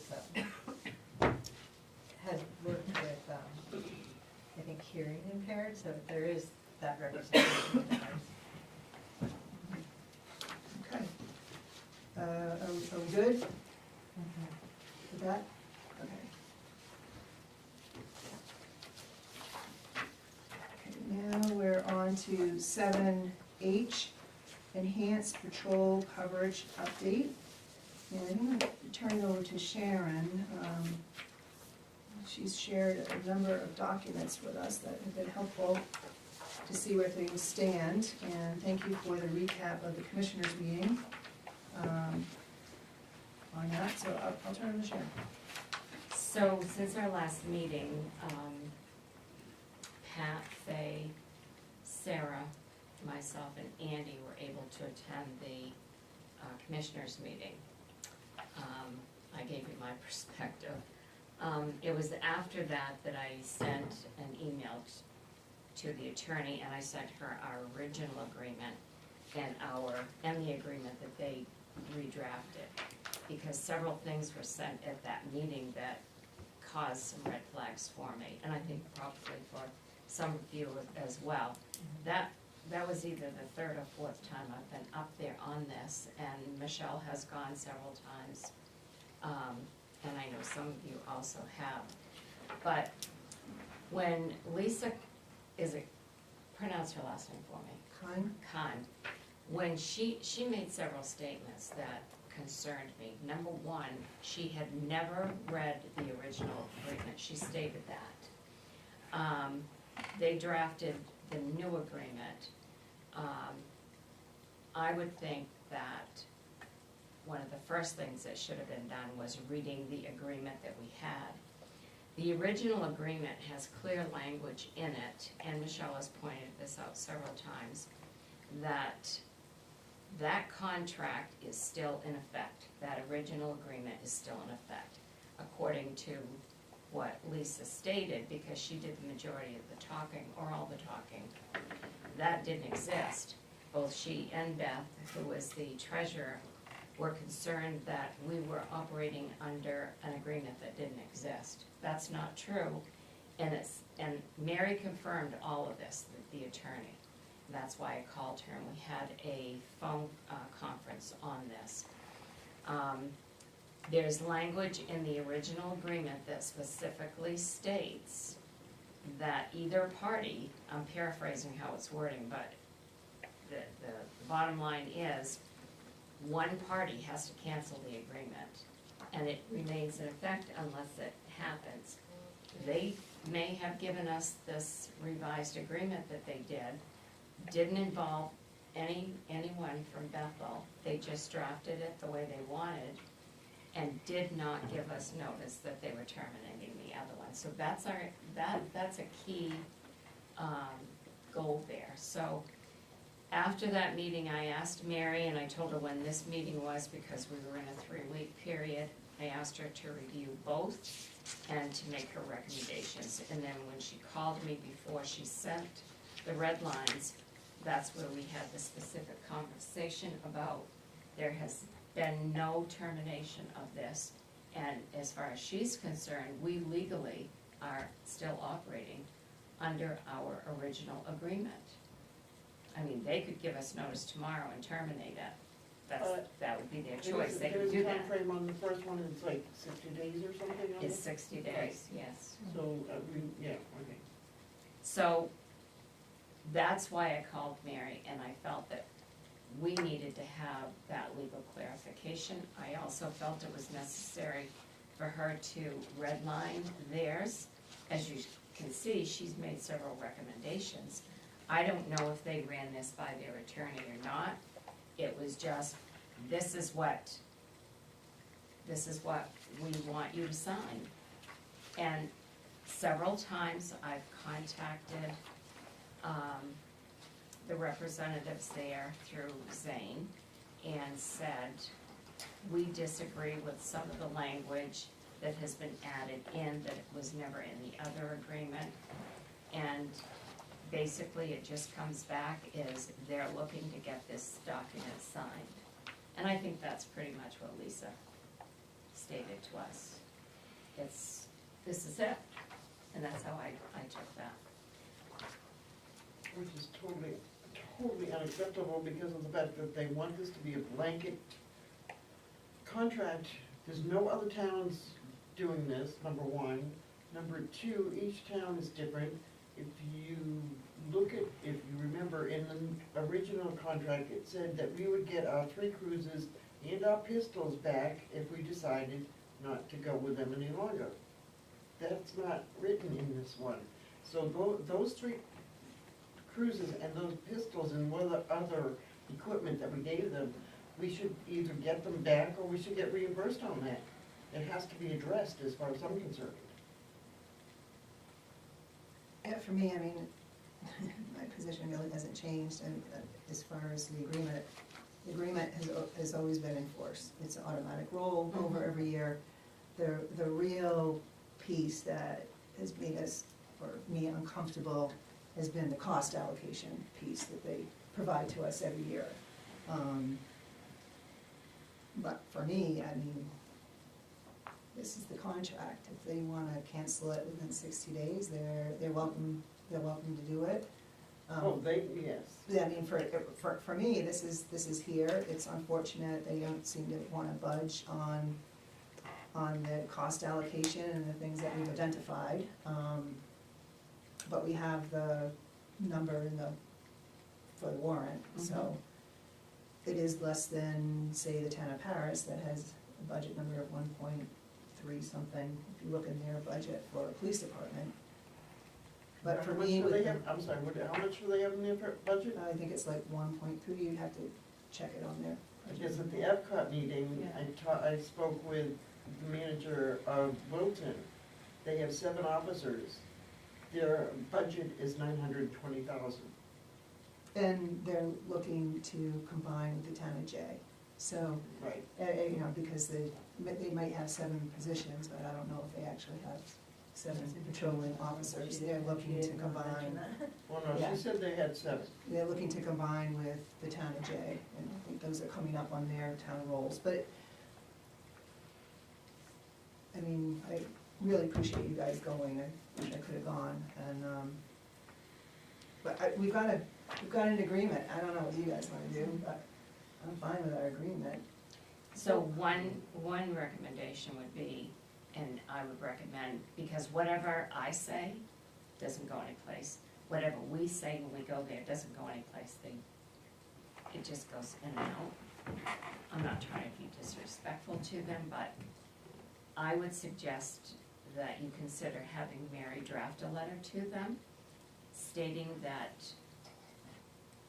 this original agreement is the agreement that's in effect. They're not acknowledging that it is in effect. So she would have to say that agreement had to be discontinued. Yeah. We would have to be notified. That with a they're 60-day canceling it. notification Yeah. of that being canceled. I'm not one for suggestions on what should do, what, you know, like putting it in their head to terminate it, but I could see, are they looking for a response, do you think, from when you guys attended? Is that, Oh, they're Would looking you for us say- to, Looking us to yes, sign. they're looking for us to sign Right, that sooner than that's all they later. said. Oh, yeah. That's because they said they didn't know anything about our other contract, which is, it's their bad, that they don't know about that other contract. yeah, yeah. So they just said that this one was our contract. No, that is what they've said. This So- new agreement is what, as far as they're concerned, that is what we're going to be operating under, and they are expecting us to sign. Mhm. Well, if that's you guys' understanding, I would be supportive of having the attorney write a letter and just say, we have a current contract, here it is. I refrain from putting any other suggestions in their head, but, and we could do it sooner rather than later, or wait until after the town meeting, or. Well, I think there's kind of 3 layers to this. One is the current contract question, which I completely agree with you, like, we are under the old contract, and how do we clarify that with them? Because it sounds like that was important, because they believe we're not operating under a contract at all right now, which is a problem.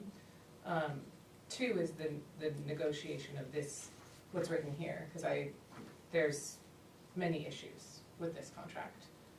And then, I think the 3rd layer to this is like, what do we really want for a future arrangement for our service with them? Because we did not, going on the warrant is that we are not recommending for approval of that amount of funds. And I don't know what the protocol is here of what are we recommending? Are we where do we giving, go? yeah, are we giving the community an alternative, or what is the pathway forward if the community were to vote down the allocation of those funds? I think it's really important to explain what happens There's next. only 2 really, I mean, it's either we get our own police department again, or we just go with the sheriff's department like all the other towns. But we could come up with a different arrangement with them, right? Like Well, I could don't we see do that fewer happening. officers? That's already built into this agreement. Yeah. So that comes, see, this is the agreement of behavior reports.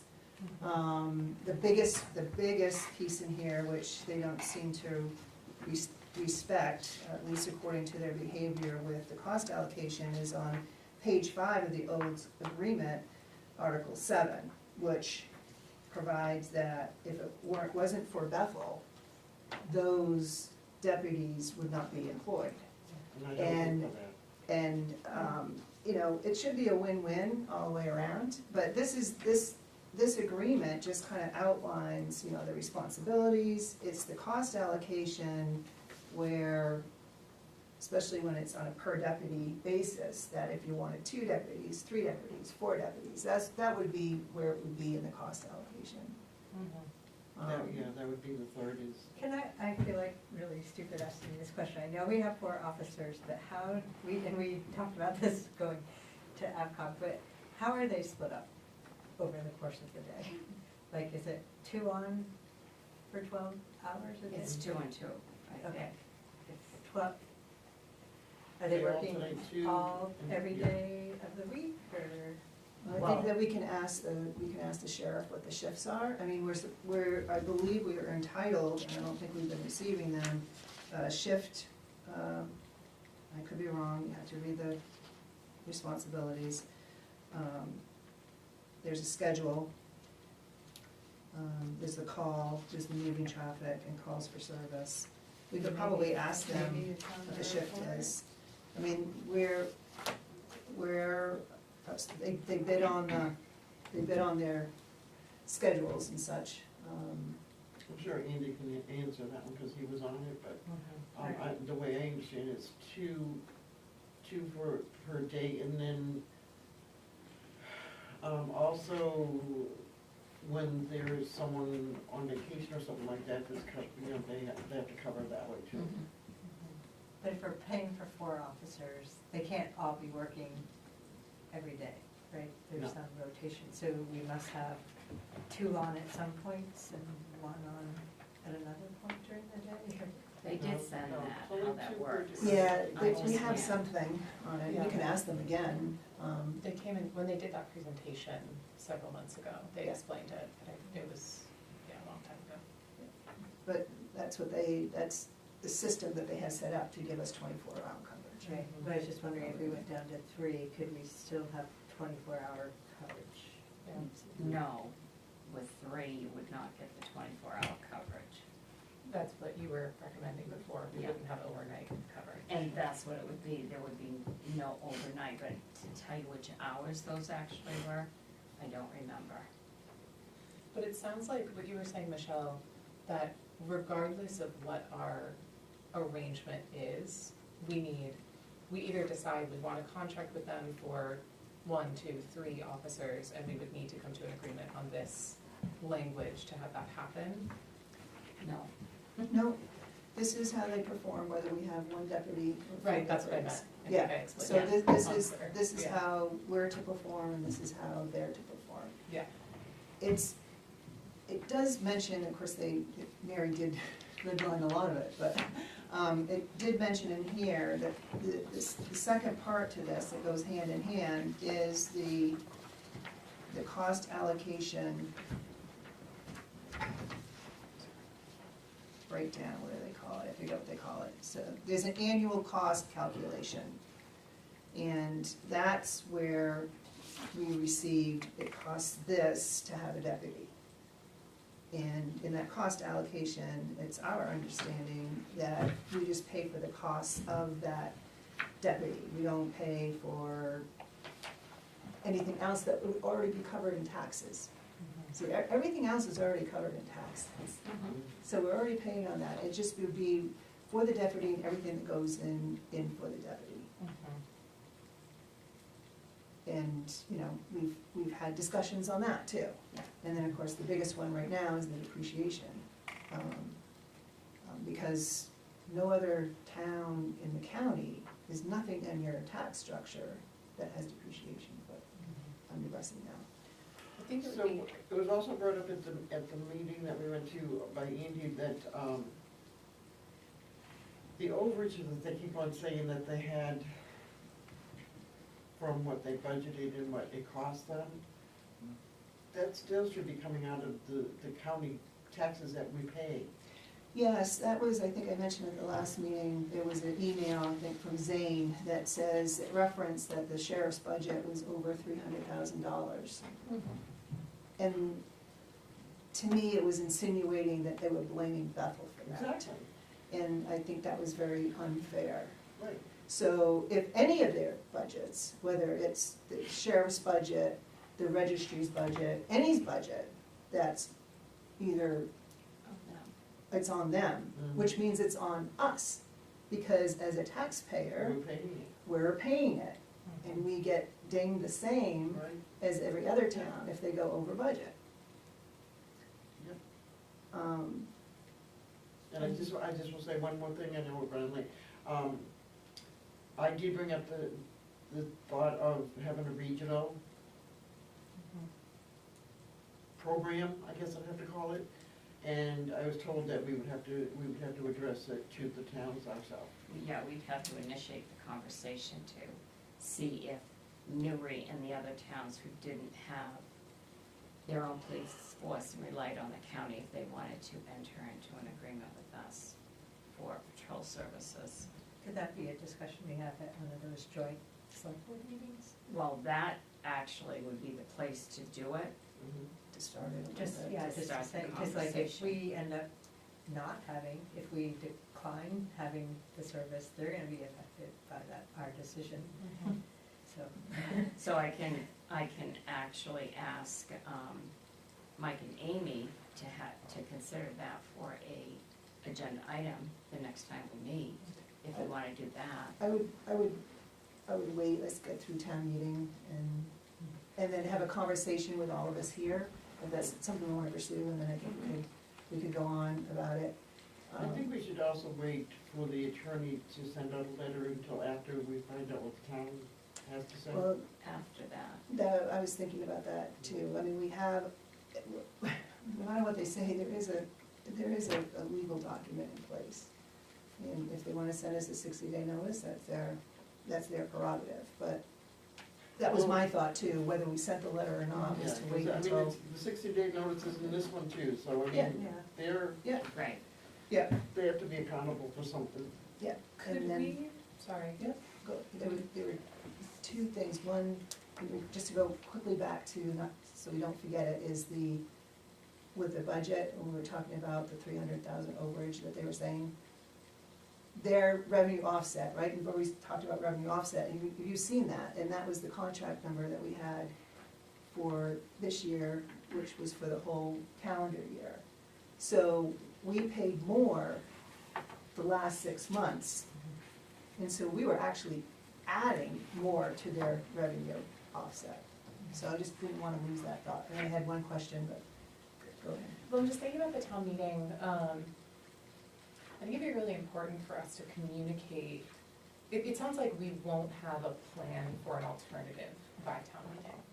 But I think it would be important for us to communicate what we are exploring, the alternate options that we are exploring, if we're going to talk with the other towns in the area to talk about a collaborative agreement, if we're going to explore the possibility of cutting down by an officer. I think explaining the trajectory so that whatever conversation is had at town meeting, it's not starting from scratch, that we're kind of giving a background of like kind of the scope of the conversations that have happened and where we're thinking about going. Because I am concerned that folks are going to, what happened at the last town meeting was that there was a lot of confusion about if it gets voted down, then what? And I think that folks voted in fear of not having an alternative. Well, and they won't, even if we think, Right, explain I know we alternatives, there won't be an alternative. yeah, there's. So if there's no We should funding, if there's explain no that funding, clearly. there's no funding. And I think, hopefully inherently they know that. And I don't think we're gonna try, at least in my opinion, I believe we need public safety. I believe we Oh, yeah, need, that's- we need the services of police. But short of that, I'm really unhappy with the cost allocations, and for me personally, that's a fight that I don't really wanna give up. Hopefully we could do it all together. But I think if the question, it's pretty simple. If there's no money, there's no department, and it's done. So we would have to go find an alternative. Right, but I mean, it could be months where we have no coverage, right? I mean, we would have the County coverage. right. Yeah, we would probably, you know, there's a 60-day, so it would be 2 months of paying them from something. Yes. And we would put our notice in. I think being able to explain that to the town of like, you know, if this is not approved, then it would default to county, there would be 2 months, and then it would default to county coverage, and this is what it would look like, and these are the alternatives that we are exploring. I think that feels really important to the entirety of this conversation. And they also at town meeting can go lower. Right. So if they wanted to go 300,000 or 500,000, they have that So prerogative too. can we make sure the officer price is in your paragraph so that they can multiply by 3, you know, and come up with a number? Or, you know, if they wanna have some other number, right, cause we would have to use the number. Well, Or, they could put any number, but if we can say that's what we're paying, we can say that's what that number encompasses. Right. Well, you just take that 695 divided by 4, and that's the Yeah. per deputy cost. Yeah. Well, Yeah. I mean, and we can't go higher, right? That's Right. like, I mean, they couldn't suddenly decide, all right, we're not gonna do up, but we're gonna try to go back to having our own department, which would cost more. Right. Which also, just on that point, in this new drafted contract, the substation is still in there. Yeah. And there's no money, I don't know where they're expecting that money to come from.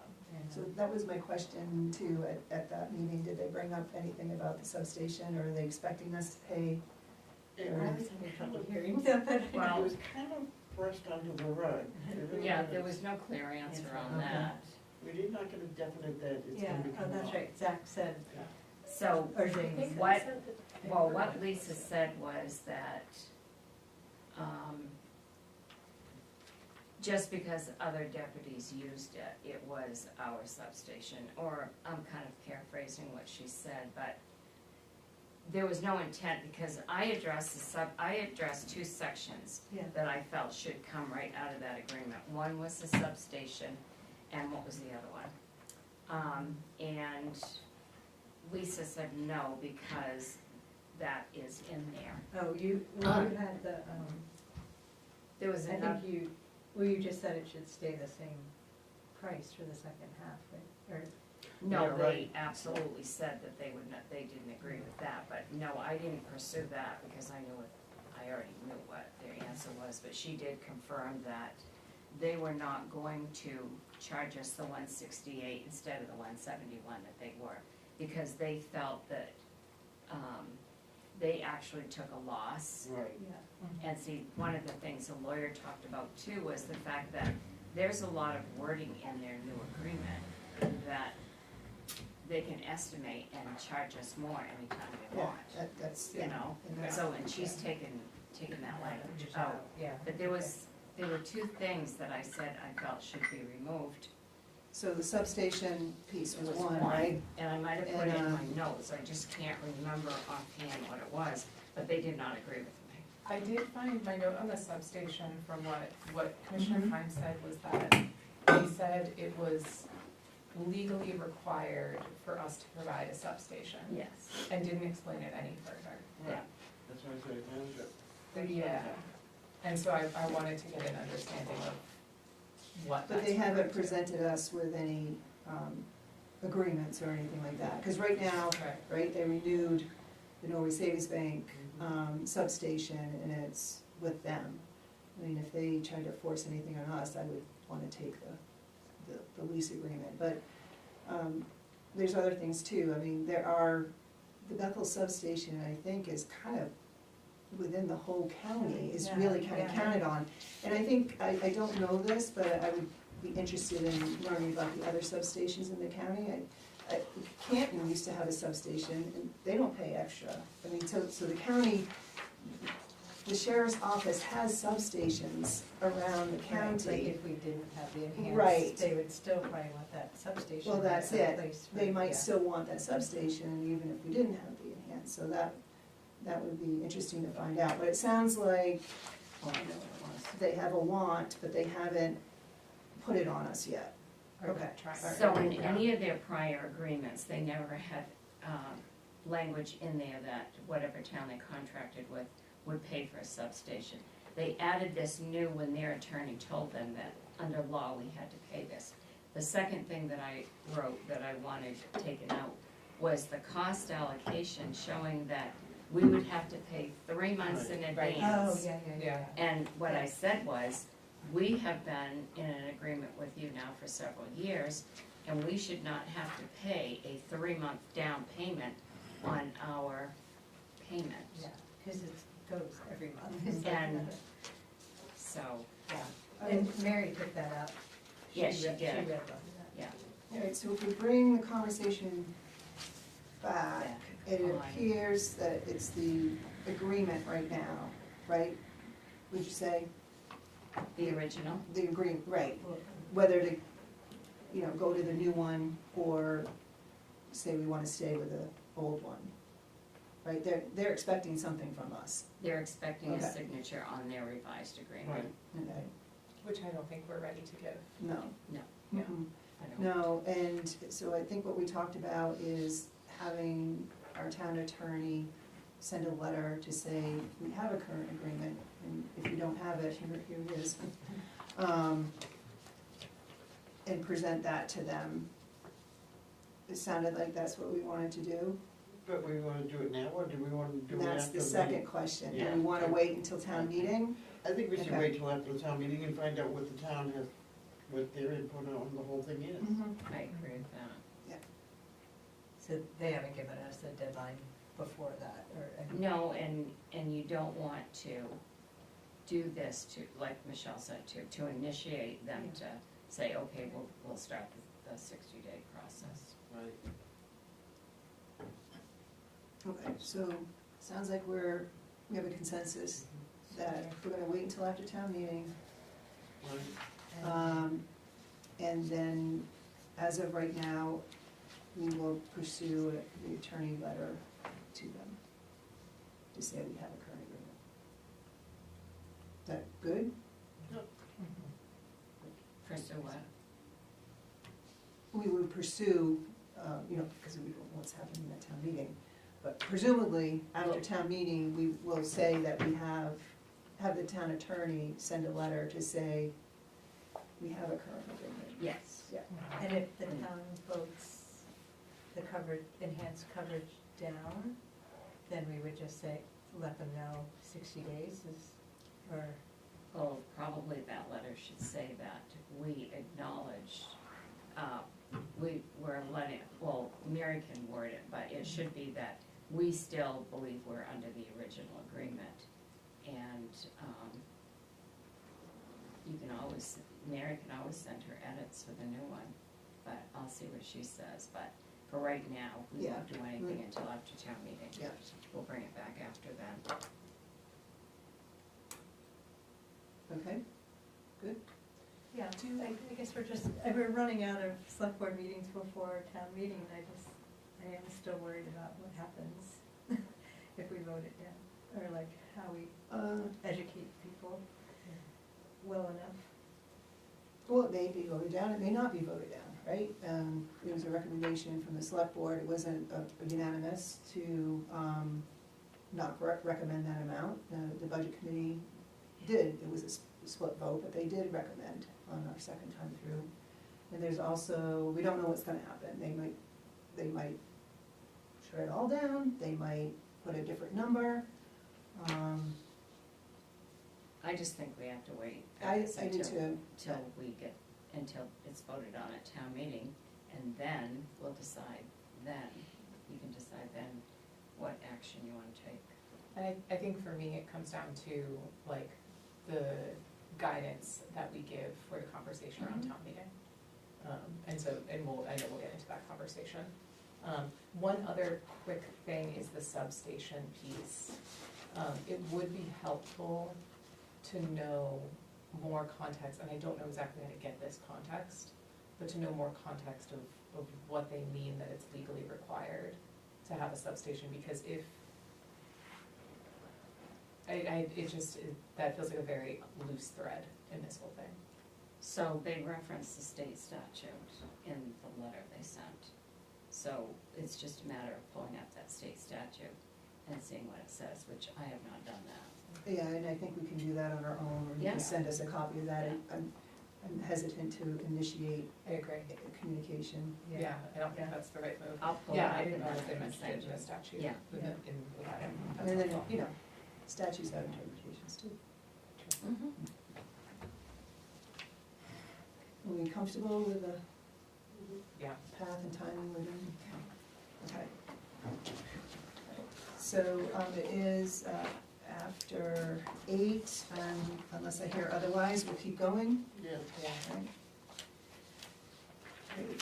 7I, draft warrant for June 10th, 2026 town meeting. Turn over to Sharon, and you have that on your table. So, I'm still working on this, but, as each page is marked draft. So this will come back to you on 5/20 to, be approved.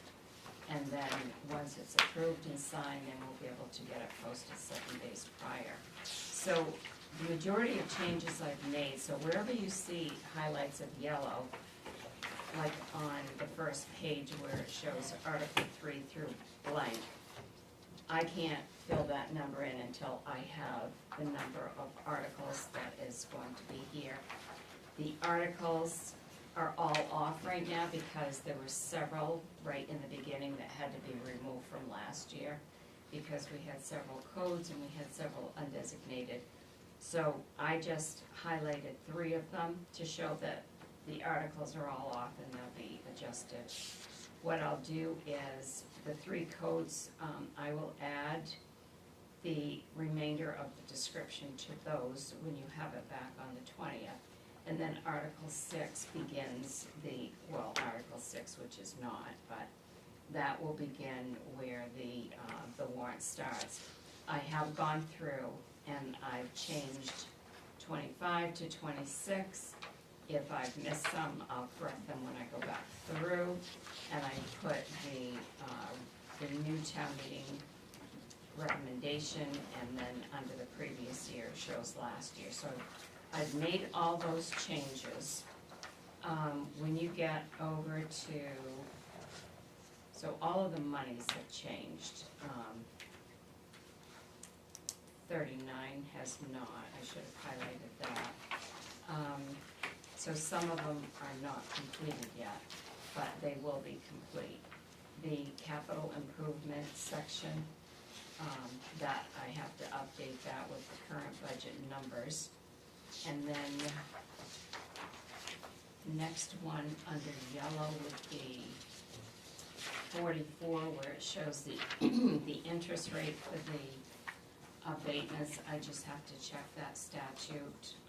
That's usually based on the interest rate that Maine Revenue sets for the uncollected taxes. And then there's a formula that you use to get that 3.5%. So I just have to confirm what that is. Then when we get down to the bottom of that page and the top of the next page, that is where the estimated revenues are put. And right now I'm currently working, the way I come up with those figures is I do an estimate of the last 3 years, and I put that amount in here to get to that total estimated anticipated revenues, which again, that number is only an estimate. It's not the number that would actually be put on the mill rate calculation form for our revenues when the taxes are committed in September. And then I've updated the bottom of that, so that's where I am with this, and as soon as I get this updated, I can email you the draft before our meeting on the 20th. And then if you see anything that I've missed, you can just send me an email, but send an email to everybody in case someone else has picked up something, then you know it's been addressed. Yeah. Page 1 ends at Article 6 and page 2 starts at Article 13. Well, that's what I just said. Oh, I didn't hear you. Oh, I'm sorry. Don't look at the article numbers, because Oh. these are the article numbers from last year's warrant. Oh, I'm sorry. The beginning of the warrant, I had to take out all of the codes that were in there from last year Okay. and all of the undesignated articles that were in there. So, I don't adjust the numbers of the article until I get them all set. Because if I would have changed it now, then I have to keep going back through and changing the I'm article sorry. number. And- That's and okay. Article 52, has it always been in, have we always had this? section? Yes. This is how it's done here, is by listing, it's not all of the revenues, but it's usually the majority of, from what I could tell going back in your warrants, the revenues that have the larger amounts. And that's how it's listed in the code to do that. Another way that can be done is by just the general, to see if the town will accept estimated revenues, to offset and do that without listing all of Okay. these. I think that's what was throwing me off. I don't Yeah. think it's, but my question is, what happens if they say no to that? To this article? Yeah. Well, then, when we do the mill rate calculation, when it was done for this year, I had done, because see, I'm only using estimates right now for this year as of the end of April to get this done, instead of a 12-month period. So in September, when I do my estimate for the revenues and I give that number to Rob, I'm comparing 12 months to 12 months in 3 different years. That number was $2 million. So if they don't accept to use the revenues for the mill rate to lower it, that number goes 0. Okay, So, okay.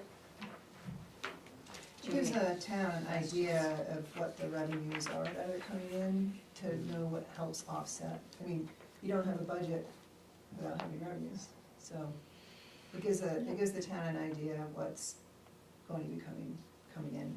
and that's So- why it shows estimate, because if you put that's the amount, that would be the only amount that you could put Right. without it being an estimate Right. on the, when you do the mill rate. For that section, does the solid waste service fees, does that cover the scale, the estimate income from the scale? No, it doesn't. Should that be in there? Well, it will be. Yeah. But it's not listed here because it's never been part of it Oh, yeah. before. But yes, that'll all change. And we'll have an estimate for that there. Right, at solid waste service fees, that is only for the transfer station percentages, I think. Because there's also what comes in, there's Nuri's piece for the 300, That's true. well, whatever it is. The 300 offsite, there it is, the offsite. Nuri contributes, I don't know, has what, one, but Nuri contributes towards that 300 as well. Right, they do. And I think the last meeting we had, I gave you a spreadsheet showing what Nuri's has paid currently. For Bethel, the average that is costing us is about 200,000, just with rough numbers, is where it's landing right now. Well, thank you, Sharon. Do you have any other questions at this time? Is there, can we, I don't know if I saved a copy of last year's warrant, is that still online? If it was there, it should be there, Yes. but one of the things Yeah, that, yeah. Great. yeah, okay, I just wanna compare it and just. yeah, Great. There's one out there when you. and you can have a hard copy of it too if you need it. And so it is, I don't know, is it in our code that you can't vote a number higher, or is that just like our? No, it depends how the article's written, there's two ways that can be written. It depends how the article is written, and we changed to that several years ago. Now, if they do Yeah. vote to go over it, I mean, it's probably up to a judge to say if it's illegal or not, but, So- they're written this way. Because hasn't there been some years where they've decided to go higher with, Yes. the designated They, fund? they were written differently. As you noticed in the article, the sum is put in the article. In years past, the sum was not put in the article, the sum was put in what the select board recommended and what the budget committee recommended. So when the tax levy limit went into effect back in 2005, that's where you found municipalities changing how the wording of the article was, because that was a requirement and it was a state law that was put into effect in 2005. A municipality could not spend more than the calculation that they gave you that you had to do, that included assessment, increase in assessed value every year. So there was a whole formula that was put together that every municipality was required to do. And at the very last warrant article stated that you had followed that, and if in the event you went over the tax levy limit, could you spend that extra? If a town voted no, then they had to go back and they had to redo their budget to stay under that amount. That law went out of effect last year, which I can't tell you how we all rejoiced. Because for that period of time, everybody struggled with doing that calculation and how it was done. So what it meant was, in order to prevent articles, because the way the warrant articles were written was that they could not be increased. Because if it increased, you faced a big possibility of having to go back and doing a new budget and a new town meeting vote. So by the articles being written this way, you knew that you were staying within your limit of not increasing the budget over and above what the state said you could increase it. So that's why they can't be increased. And if the language is worded a different way, then it can be increased, but then that also does create a problem in, you could potentially have a situation where you're gonna spend more money than you're gonna possibly take in, because your major revenue coming in is your property tax. And if you don't have the property tax money coming in, you can't pay for your budget. Property tax, excise tax, and municipal revenue sharing, those are your three major revenue sources that a town has. And that's what that old law was, it was a derivative percentage of Yeah. property tax, and it's no longer. Any other questions? Great, very good. Good, thank you, Sharon. Thank you. Okay. Now, at warrants, 8 warrants. 8A, action to approve accounts payable warrant 2026-60 in the amount of $563,988.20, and I'll move that. Second? Questions?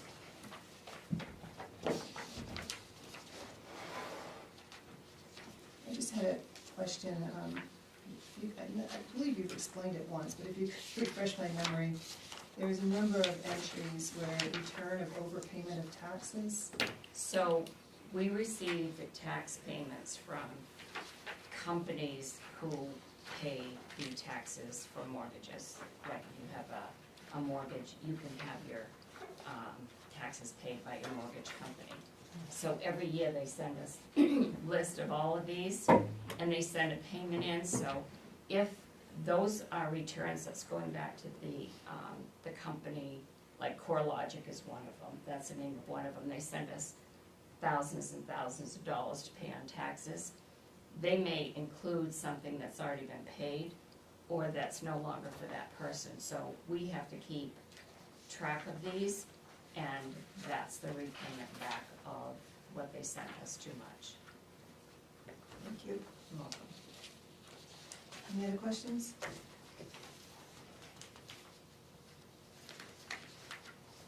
Hearing none, all those in favor? And the motion passes unanimous. 8B, action to approve accounts payable warrant 2026-62 in the amount of $179,000, excuse me, $179,483.53. And I'll move that. Second? Questions?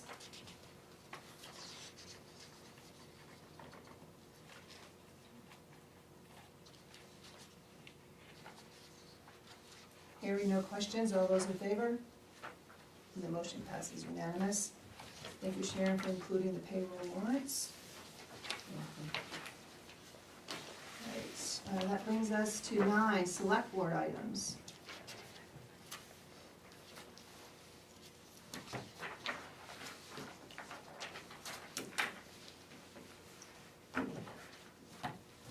There's that one little thing on,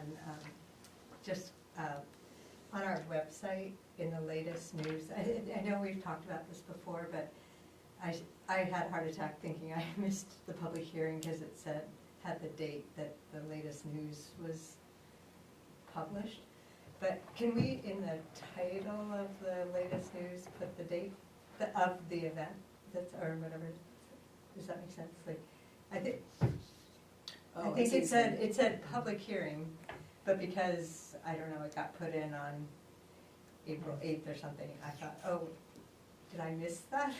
But it's just because that date shows from when you post post, right? Is that correct? Or is that Yeah, what?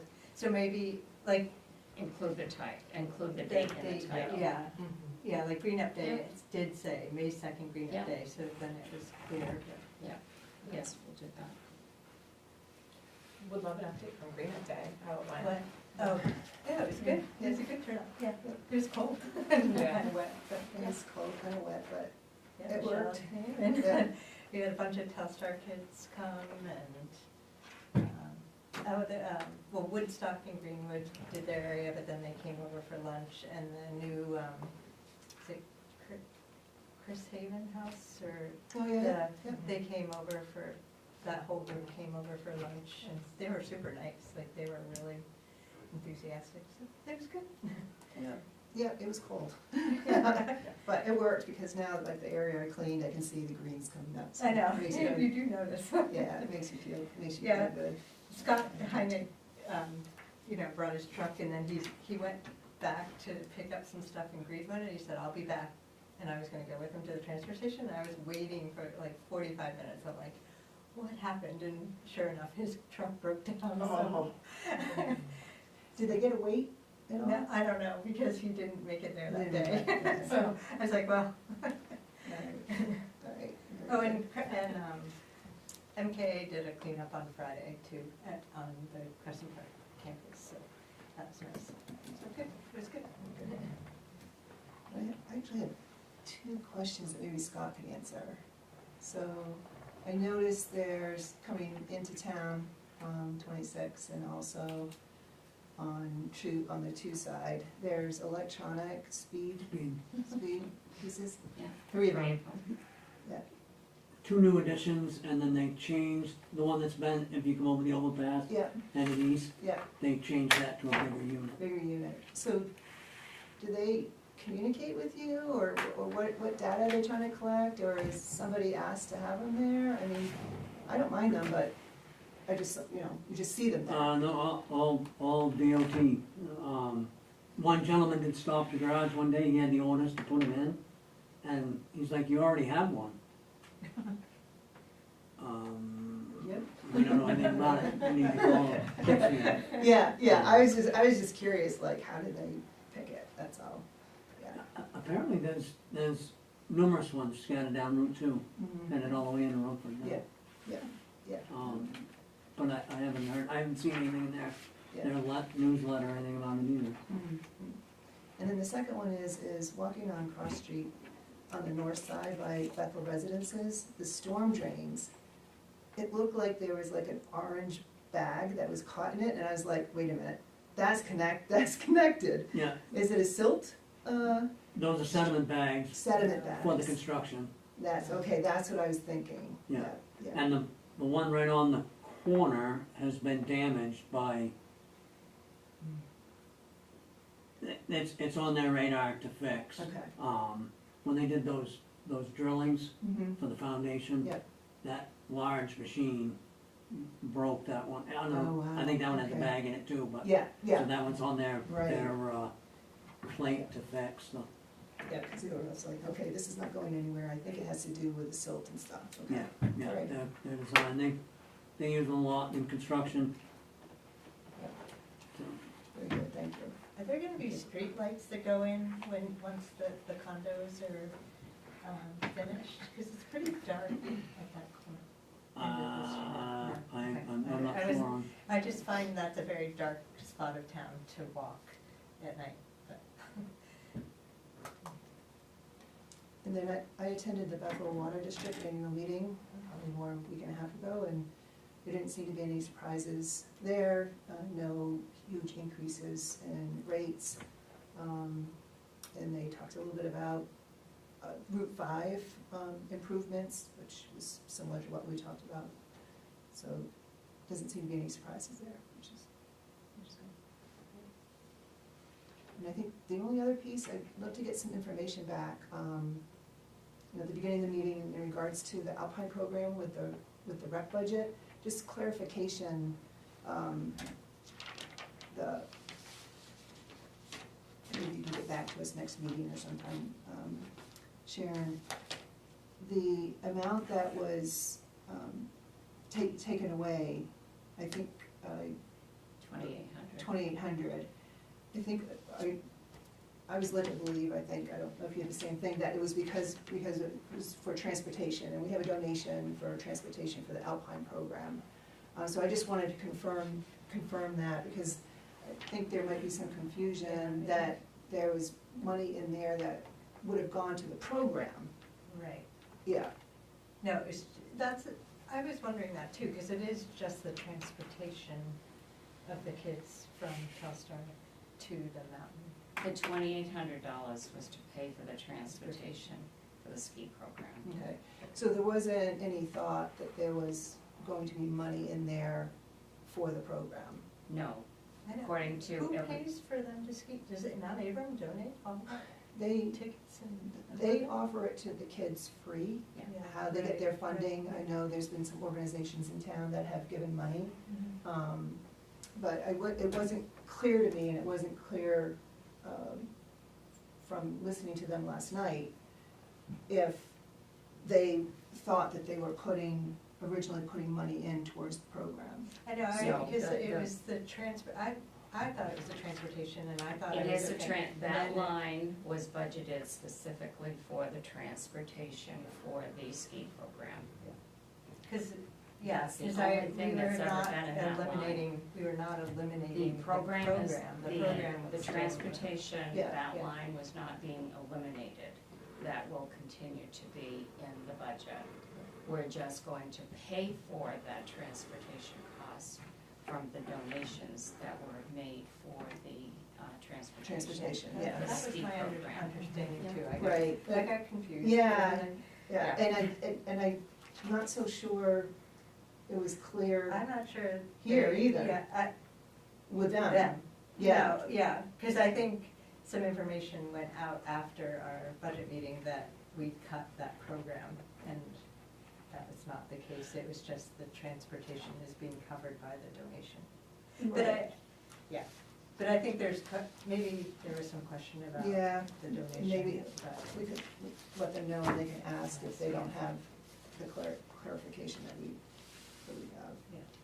So Nate does know exactly what that is, Okay. and he should have been the one to explain that to his committee. Yeah.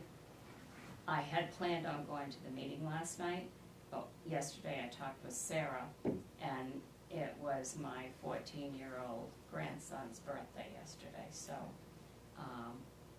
I didn't go to the meeting, but I had intended to go to the meeting. Okay, all right, any other comments, or? I have one, very quick, but I was thinking, so that was my first like budget process through, and I was wondering if we could designate space. I know we don't have a ton of spaciousness in our agendas, but if we could find space in the next couple of weeks to just reflect on that process and think about any updates, changes to the process for the next time around. That would be really helpful for me to kind of understand how these processes kind of adapt and change over time. Put that maybe after town meeting, Yeah. get through that. Yeah. Yeah. And I mean, yeah, I don't know if there could be like a full year timeline of how a budget works, so that, I don't know, so that committees know when to start thinking about big projects, and like, so that they have enough time to be ready for the process. Like, it probably has to happen in the fall, right? Like the big thinking, the big dream stuff, right? Mhm. Yeah, I mean, the actual, when it starts, right, you start pretty much in January, February, and March, and it's all timed for that town meeting. So that's all the reasoning and the dates. And a place to start is in the code. Look what's called for in the code, and you can see the dates, and that would be a place to start to have a conversation. It actually starts here a lot sooner than Yeah, I that. was gonna Right, say, It because exactly. starts here, yeah. with my conversations with department heads in November as to, it's time to start thinking about your budgets and what you're going to be looking for in your capital accounts, but that process does start in November. Because it almost feels like once you hit January, it's like too Right. late, it's really too late to Right. like. To have the think about big- pre-conversations, the big- right. The big things that need to, the nitty gritty sort of, Yeah. Right. teased out before presenting. You need it to have you need to have the conversations ahead of time. In the code, it spells out the milestones, right? So in February, you have the capital improvement committee meeting, but it behooves to have those conversations beforehand, so they can be prepared, and then they can be presented. But definitely have conversations, but I would see it to be after a town meeting to get through what we have to get through. There really is a lot left to get done Yeah. for town meeting. Yeah. This, with everything that's going on with the airport right now, everything's kind of buried. Right, that's what we. Is Randy doing okay? Yes, I did see him today, and he is doing okay. Any other comments? No, I'm ready to make a motion to adjourn. Very good, I'll second. thank you, all those in favor? Motion passes unanimous, and the meeting is concluded. Thanks, everybody.